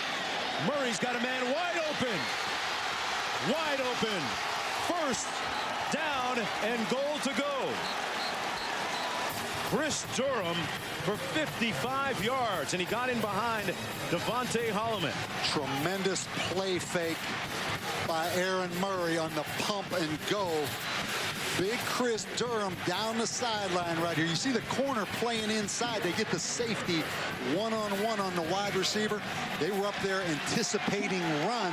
That corner was kind of part of the 8-man front, thinking run, and you get the safety locked up. Devontae Holloman on the wide receiver. Great throw, though, by the young freshman. A good bit of ball handling, too. First and goal from the 10.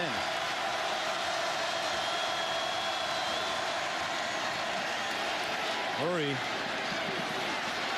Nice catch to the former quarterback, Logan Gray, down to the 4-yard line. Picks up about 6 on the play. He's second down and goal. Former quarterback making a catch there. Now his receiver saw that he was beat out in the spring and asked the coaching staff for a positional change. Meanwhile, the guy who is the starter now, Murray, with some pretty impressive numbers. I can see why he won the job. Georgia's found himself a young quarterback now for the future. This kid's going to be good. In a hostile environment. In the red zone here.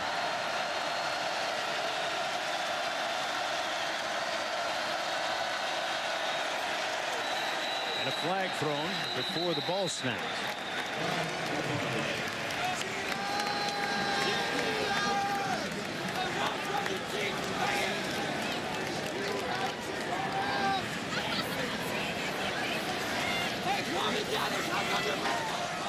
Right of the snap, false start, number 28 on the offense. That penalty is 5 yards from the previous spot. Second down. Yeah, we talked earlier about ball security, these wide receivers. Look at him cover that ball up, Kris Durham, with both hands. Devontae Holloman, you talk about trying to punch the football out of that, out of there, and compare it to earlier with Alshon Jeffrey from South Carolina holding that ball loose. When you talk about punching the football now, Holloman took a pretty good shot at that ball, didn't he? Yeah, Durham could almost feel it coming. Just from the windup, second and goal. Fumble again, and this time South Carolina picks it up. Gilmore. A cataclysmic turn.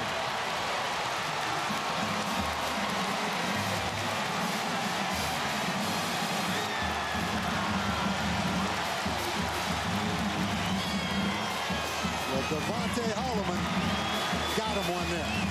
He didn't get the big wide receiver, Kris Durham, but he's going to get Ealey, the running back. Watch Holloman come in. Right there, knocks that football out. It will be reviewed.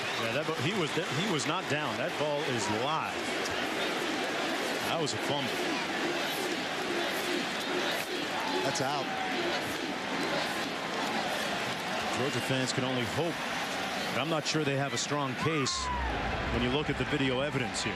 Well, Georgia, 118th out of 120 last year in turnover margin. Only Tulane and Miami of Ohio were worse. They start every practice at Georgia with ball security, ball stripping and punching on tackling on defense.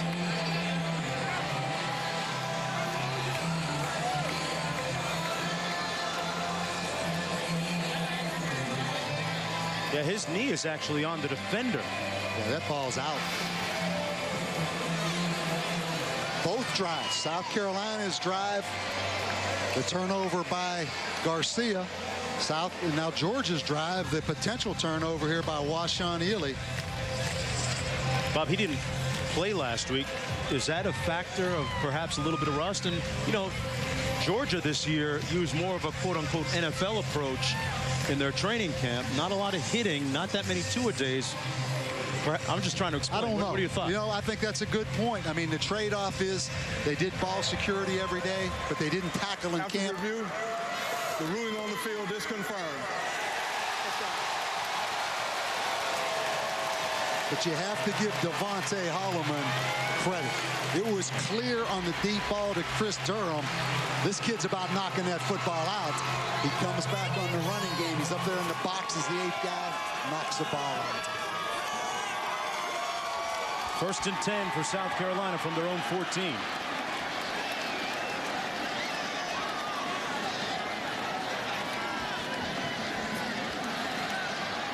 Lattimore brought down right at the line of scrimmage by Rambo.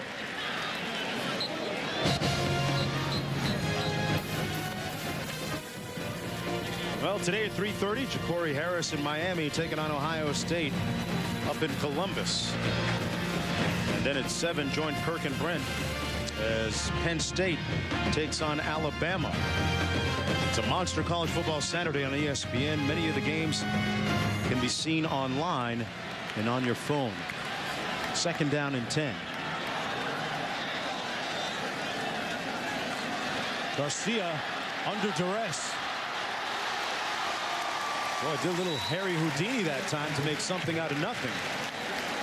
And picks up 5 yards on the play. Georgia with both inside linebackers blitzing right up the middle. You'll see both inside linebackers coming on the blitz. I mean, Garcia, he is a good athlete now. Again, kind of switching that ball around. I mean, he's a gambler. He's, you know, there's a little bit of give and take. You get some good, but you get some bad. But you love the kid's heart and competitiveness.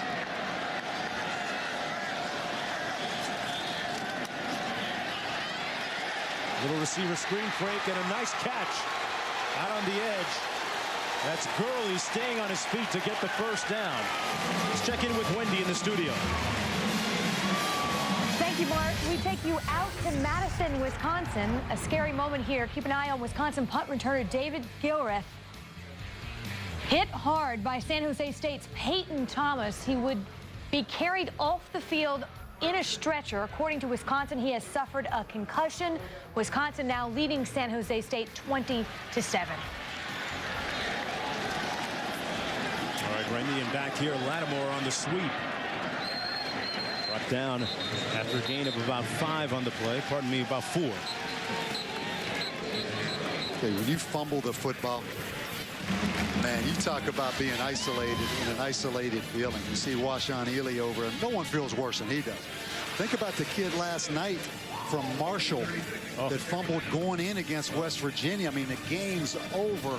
Young freshman. I mean, a key fumble stays with you a long, long time. It's hard to live that down. Garcia, meanwhile, has hit his last 5 passes in a row. 2nd and 7. Handed off to Lattimore. Stays on his feet after absorbing the blow and picks up the 1st down on the 10-yard gain. Got a nice block from Patrick DeMarco, the fullback, but the true freshman continues to impress this afternoon. Well, DeMarco, you're right. Watch the fullback. He's tucked in there. He's going to get a block on the linebacker. This is Chris DeMarco, the PGA golfer's nephew, out of Florida, plays tight end, plays fullback, playing with a broken bone in his forearm. One of the best blockers South Carolina has at any position. 1st and 10, under 30 seconds to go in the 3rd. Lattimore got chopped down right at the line of scrimmage, falling forward, though, for a couple of yards. We're going to have to start calling DeMarco. If you watch the New York Jets HBO show, Rex Ryan calls Connor, the fullback, the Terminator out of Kentucky. We'll start calling DeMarco the Terminator the way he's blocking. Making a couple flapjacks out there, some pancakes, huh? End of the third period, and South Carolina still with the lead 14-6. We said the trend in this series, in this rivalry, is close games. 7 of the last 9 decided by 7 points or less. We're right there right now.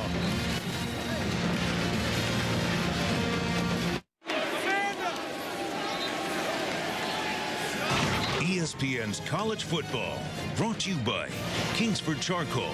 The best thing about watching the game at home is that you own the concession stand. The ultimate tailgate starts with Kingsford. Tailgate at home. Welcome back to the SEC on ESPN. The intensity, the rivalries. This is the SEC. Enough said.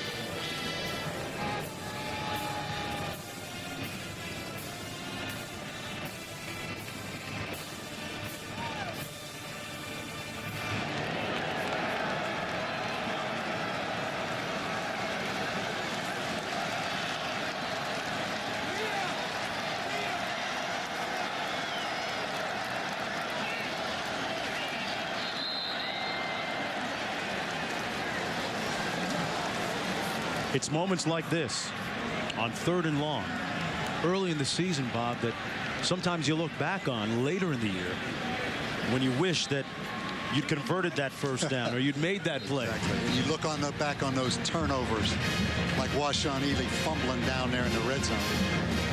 We'll be right back after this.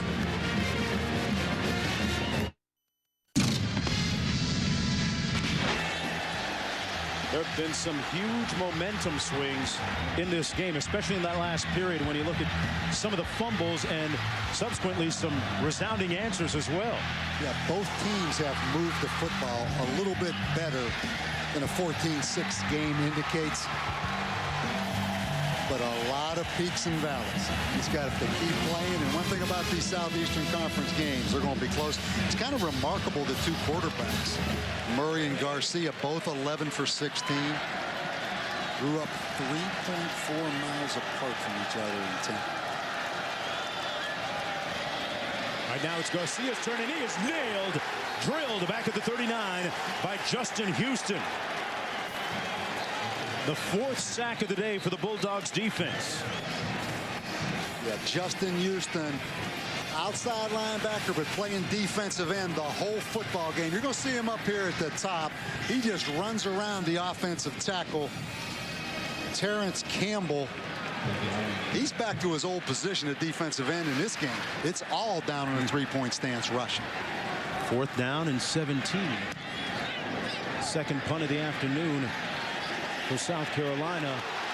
Boy, Smith eluded harm's way, but he's going the wrong way. Got some of that yardage back out to the 10-yard line, but a 47-yard punt on the play. Murray going to take the reins of this offense when we come back. His team down by 8.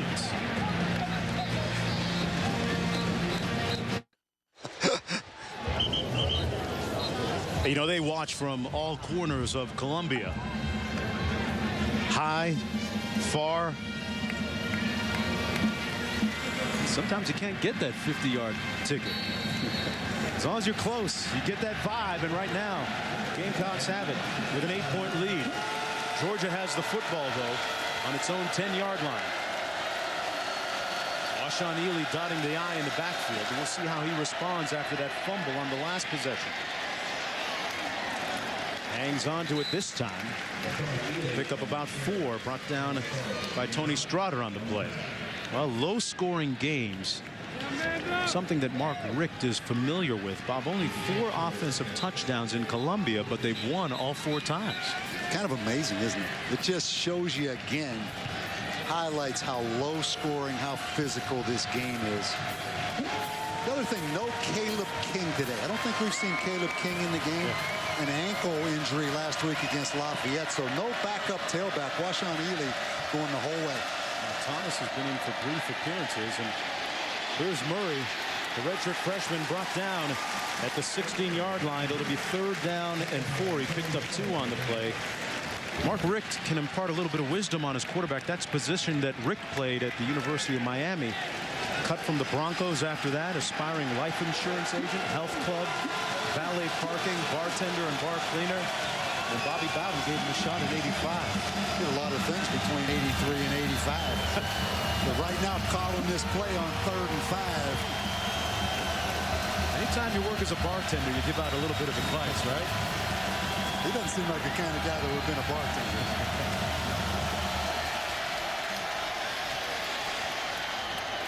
Ealey met immediately at the 13-yard line. Short of the first down, Devin Taylor making the stop. Devin Taylor, 6'8", out there in the open field now. Devin Taylor, 98, has one of the greatest nicknames I've ever heard. What's that? Don't say nothing. They call him Don't Say Nothing. They never hear him speak, but he is 6'8" out there in the open field. So there are a lot of guys that stand out down in the field. They're walking around in pregame, but maybe nobody more than him at 6'8". Time for Butler to launch one right here if you're a Georgia Bulldog fan. Averaging about 47 yards per punt on the season. This one comes down at the 46. And Gilmore steps out of bounds right at midfield. 40-yard punt, 5 on the return with just under 12 minutes to go in the 4th quarter in the conference opener for South Carolina and Georgia.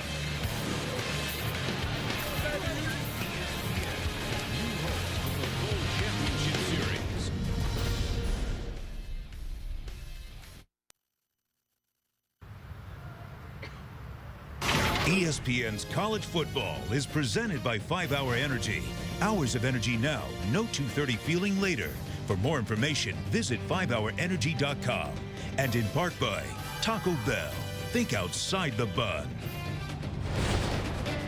Look at the campus here at the University of South Carolina in Columbia. Welcome back to the SEC on ESPN. Here in the 4th quarter, South Carolina leading by 8 points.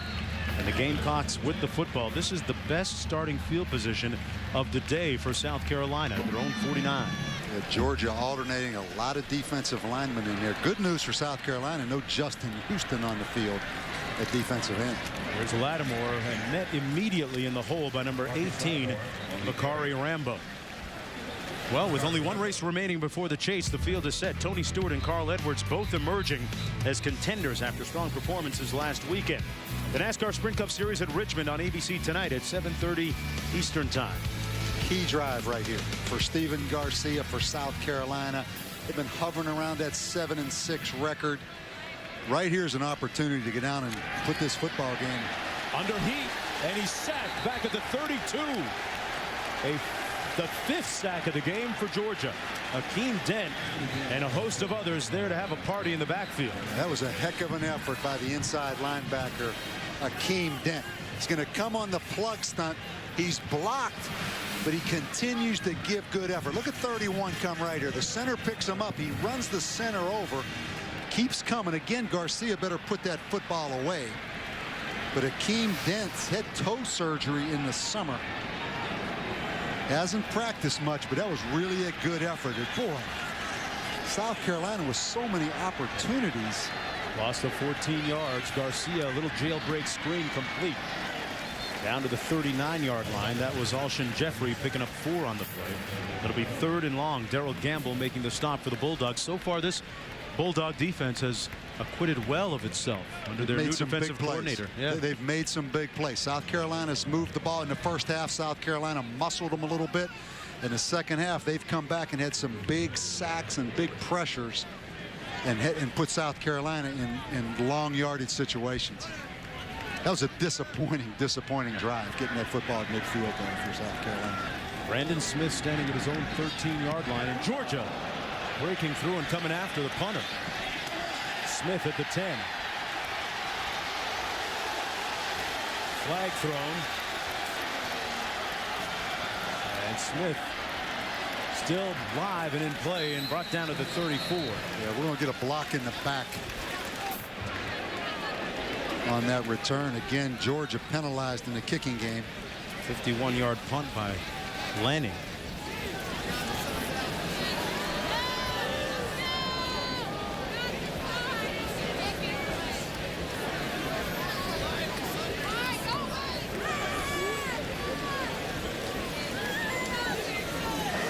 During the return, illegal block in the back. Number 44 on the receiving team. That penalty is half the We documented Georgia's issues with respect to penalties and where they ranked nationally last year. There's another example of it. But they have the ball when we come back. 9:39 to play.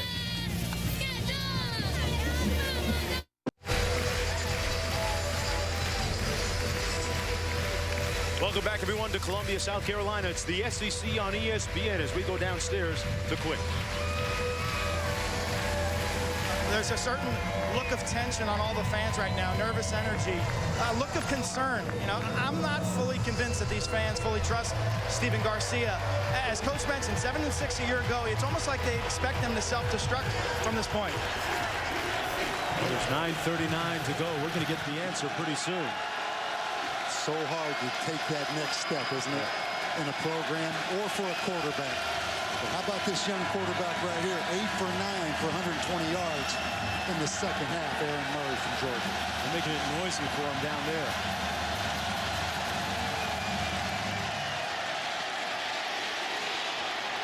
And he wisely throws it away with nobody open.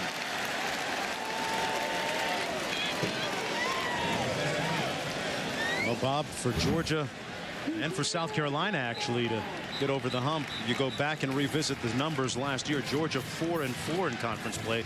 South Carolina only 3-5. Exactly. And, you know, if you're South Carolina, they've been stuck on that 7-6 kind of record. 7-5, 8-5, 6-6, 7-6, 7-6.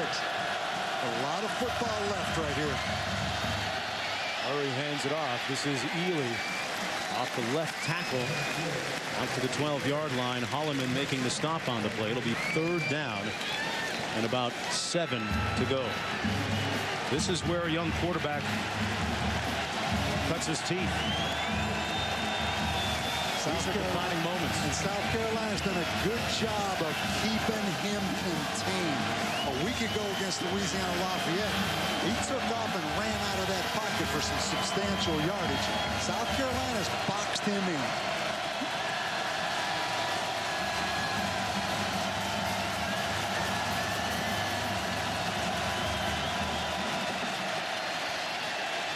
Plenty of time. Nobody open and sacked. Back at the 12-yard line by Cliff Matthews, a player who was heavily recruited by the Georgia Bulldogs. Ended up going to South Carolina. There's a flag down on the play. That would have been a false start on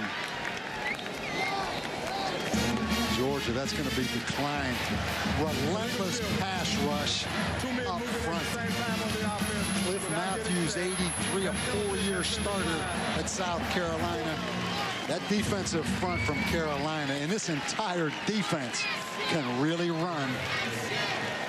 Well, that's the 5th 3-and-out forced by South Carolina's defense today. Stephon Gilmore standing right around midfield.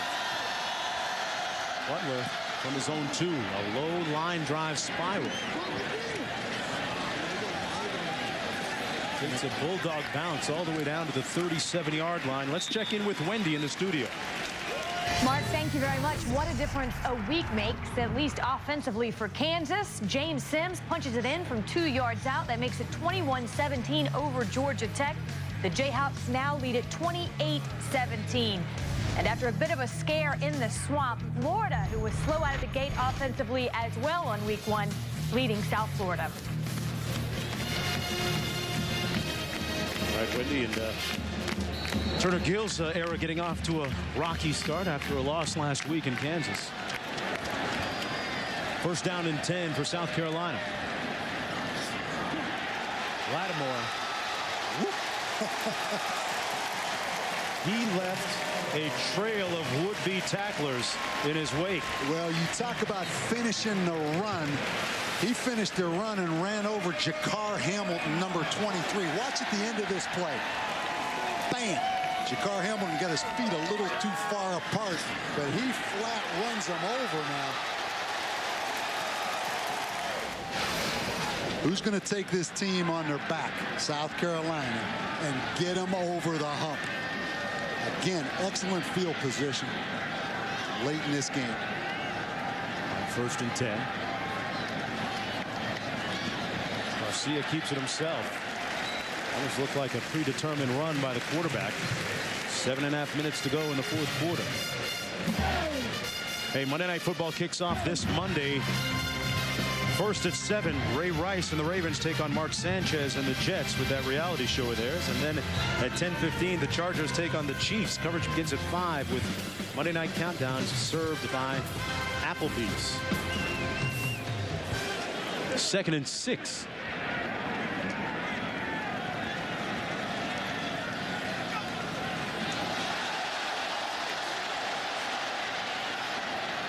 Lattimore hit immediately. Man, he broke 3 tackles. That might be one of the more spectacular 4-yard runs or 6-yard runs that you see in a while. He was pinballing off tackles. That was a great run, and we talked a minute ago who's going to put this team on their shoulders and carry it. Efforts like that will get you to the next level. I mean, picture this kid in high school last year. That would the opponents of Burns High School, the assistant coach telling that little DB from some opposing high school, you come up and tackle and stick your nose right on his numbers. That little DB said, Coach, you want me to do what now? Because this guy runs them over in college football. You're telling Coach, I got to live tomorrow to write that algebra exam.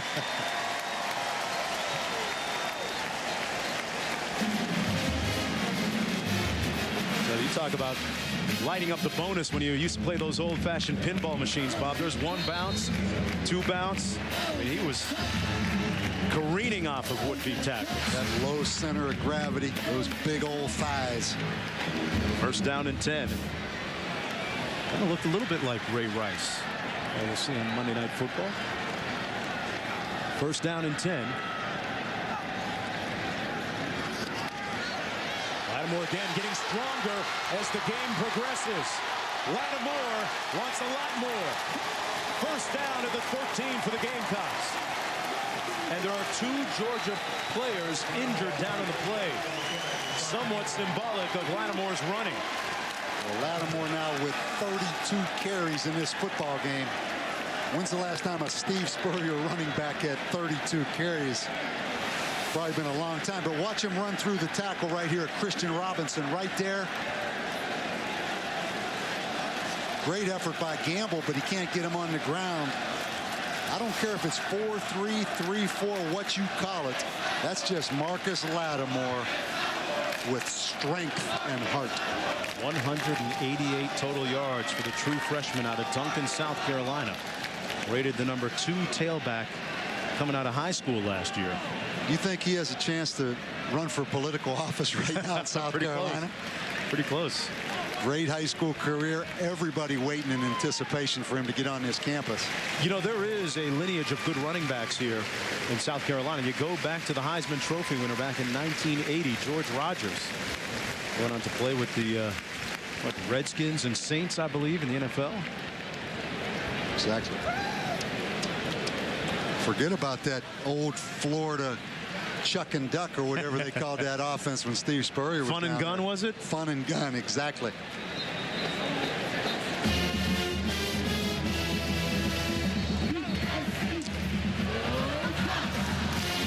Steve Spurrier, Lattimore's head coach, saying that this young man is a real bright tactician in football too. Says he knows this offense as well as any fifth-year senior we might have on our roster. No spring football. Just arrived June 1st on campus.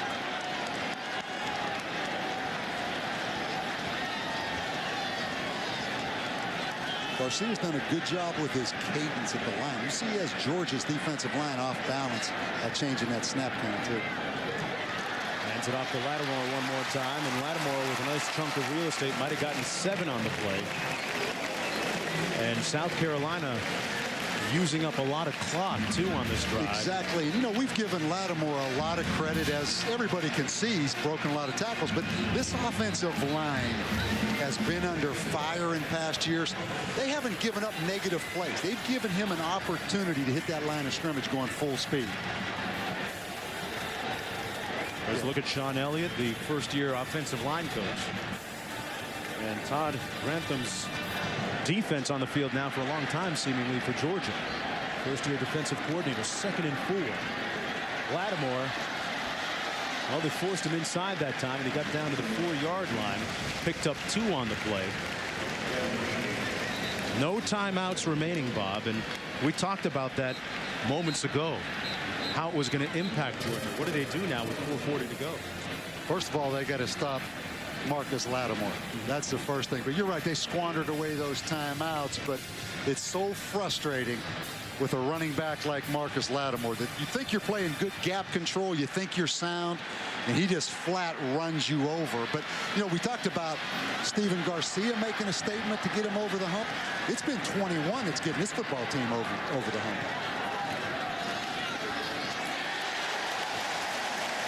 Gets enough for the first down, and it's 1st and goal with 4:05 to go and counting. South Carolina leading by 8. And you would think that any kind of score here by the Gamecocks imperils the hopes of Aaron Murray. Nail-biting time and brow-sweating time for Georgia.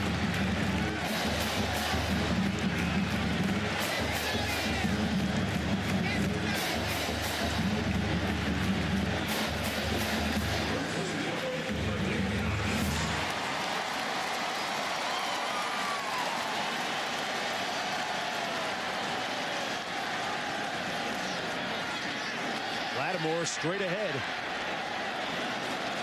And brought down to the 1-yard line. Gained a yard on the play. Going to their workhorse today. Marcus Lattimore. Ball security. We talked about the only slight negative was ball security issues coming out of high school for Marcus Lattimore. Protect that football. Georgia with no timeouts. Keep that clock going.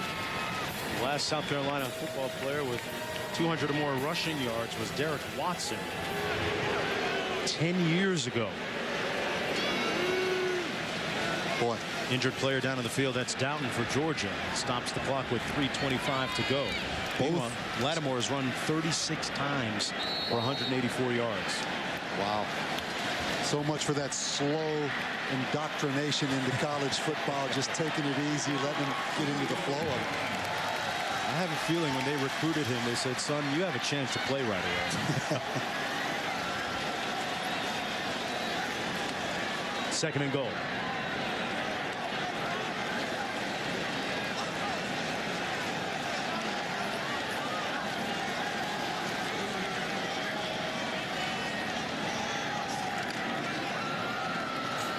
That time nowhere to go for the freshman.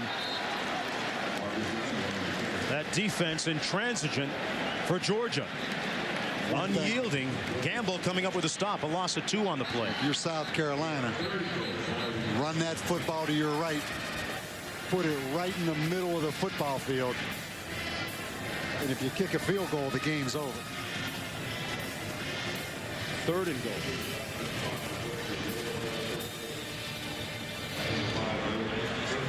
Right now, Steve Spurrier looking very much like a coach that has transformed his philosophies a little bit offensively because of a precociously talented running back, Marcus Lattimore. Yeah, pretty simple strategy right here. Let it run down, call timeout, be very conservative, get the ball in the middle of the football field, get 3 points, and have a huge Southeastern Conference win.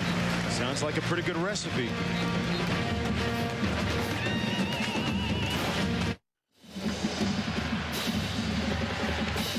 Welcome back, everyone, to the SEC on ESPN, and celebrating its 6th year sponsoring the Good Hands Field Goal Nets. Allstate makes contributions to participating universities' general scholarship funds for each field goal and extra point kick. To date, Allstate has contributed more than $2.1 million in scholarship funds.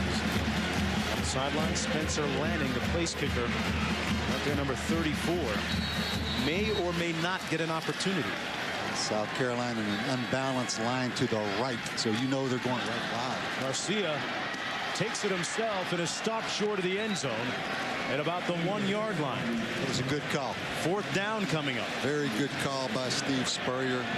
Almost had an errant shotgun snap, but you have to wonder on that Georgia sideline, what's going on if you're Washuan Ealey? No, you let this clock run all the way down and kick the field goal and get out of here.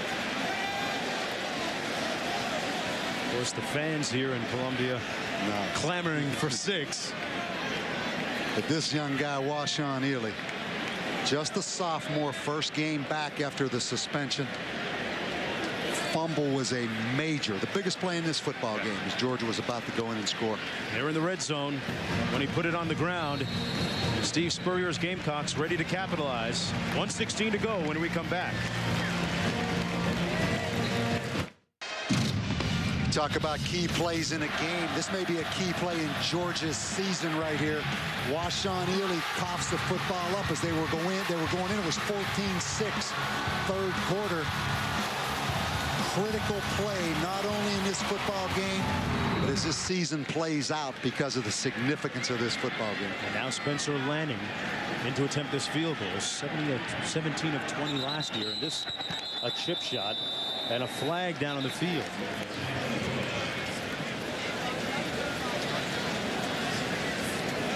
Lanning has missed today from 51. This one is going to be from 18. Before the snap, keep it in the same place. Start on the offense.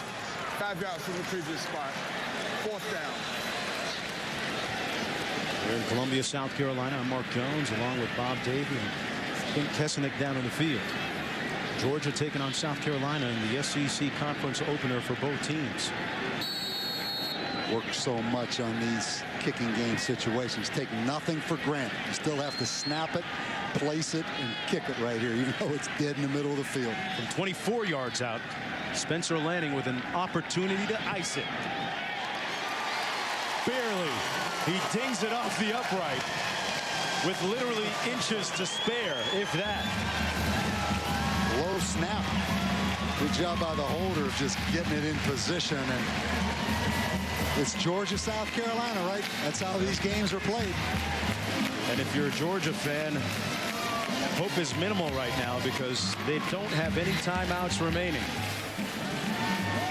It's been a game of near misses for Washuan Ealey, who fumbled a few moments ago in a pivotal play. And in this series, you take a look back starting in 2002. That's David Pollock making a big play in the end zone to win it for Georgia. In 2004, David Green finds Reggie Brown for a 22-yard touchdown. That sealed it on a late interception as well. And then with Georgia up 14-7, South Carolina had 3 chances there. Couldn't do it. And Chris Smelly's pass picked off by Rashad Jones to preserve the win in 2008. But it looks like South Carolina going to reverse the trend right here. Well, Georgia was such a huge gap just overall in the history of this rivalry. You know, Georgia, as I mentioned, the state of 9.5 million, South Carolina 4.5 million. South Carolina with 33 players from the state of Georgia. Big, big, big win right here for the Gamecocks. How long is that drive back to Athens? Longer than it would have been if they'd have won. Boykin back deep. Takes it at the 23. And Boykin brought down at the 37-yard line. Well, what do the players think about the SEC? Arguably the most competitive conference in the country. They say the best team is Alabama, best coach, their coach, Coach Saban. Ingram, the best player. And what about the loudest stadium? LSU. There's a few to choose from there. Bunch of choose from right there. And the most annoying mascot. You don't want to be on that list. Big Red from Arkansas, one of them. Let's see Aaron Murray here late in this football game make some throws if they can protect.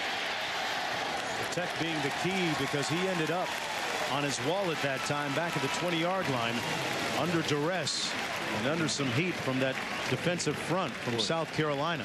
Devin Taylor at 6'7". Trayvon Robertson Lottie Ajabo, Cliff Matthews. This front four is relentless. Now you see him in a little bit more of a prevent look right here. Murray has a little bit more time. Wide open at the 40-yard line, finds his receiver. That's Marlon Brown, and Brown has a first down in Gamecock territory at the 32, but time winding down. 50 seconds to go, and they're out of timeouts. What do they say about prevent defense? The only thing it prevents is us from winning. Keep that pass rush on right now if you're Ellis Johnson. Don't let the young freshman stand back there.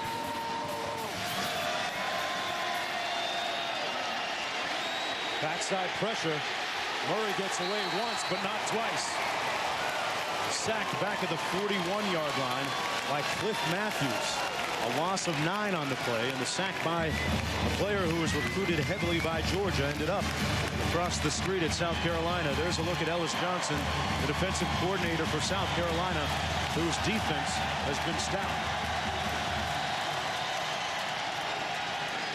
Murray with a completion down to the 32. That was Tavares King out of bounds with 12 seconds to go. These are two talented football teams. South Carolina, the more mature of the two teams, more experienced, a little stronger, a little more explosive. But Georgia, with this young quarterback, they have a lot to build on.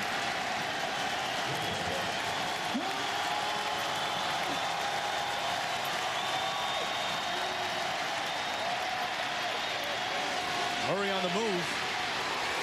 And collared at the 38-yard line by Devin Taylor. He used that pterodactyl-like reach of his to put an exclamation point on the final play of the game.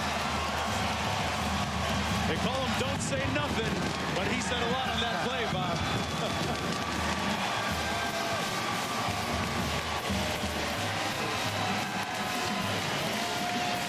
Lattimore with a big day, 182 yards rushing, and South Carolina wins it 17-6. The old ball coach, it's about running the football and playing defense. Who would have thought? Are we talking about Steve Spurrier now? Who would have thought it was the same guy? This has been a presentation of ESPN, the worldwide leader in sports. For Bob Davey and our entire production crew, I'm Mark Jones. Right now, let's send it back to the studio.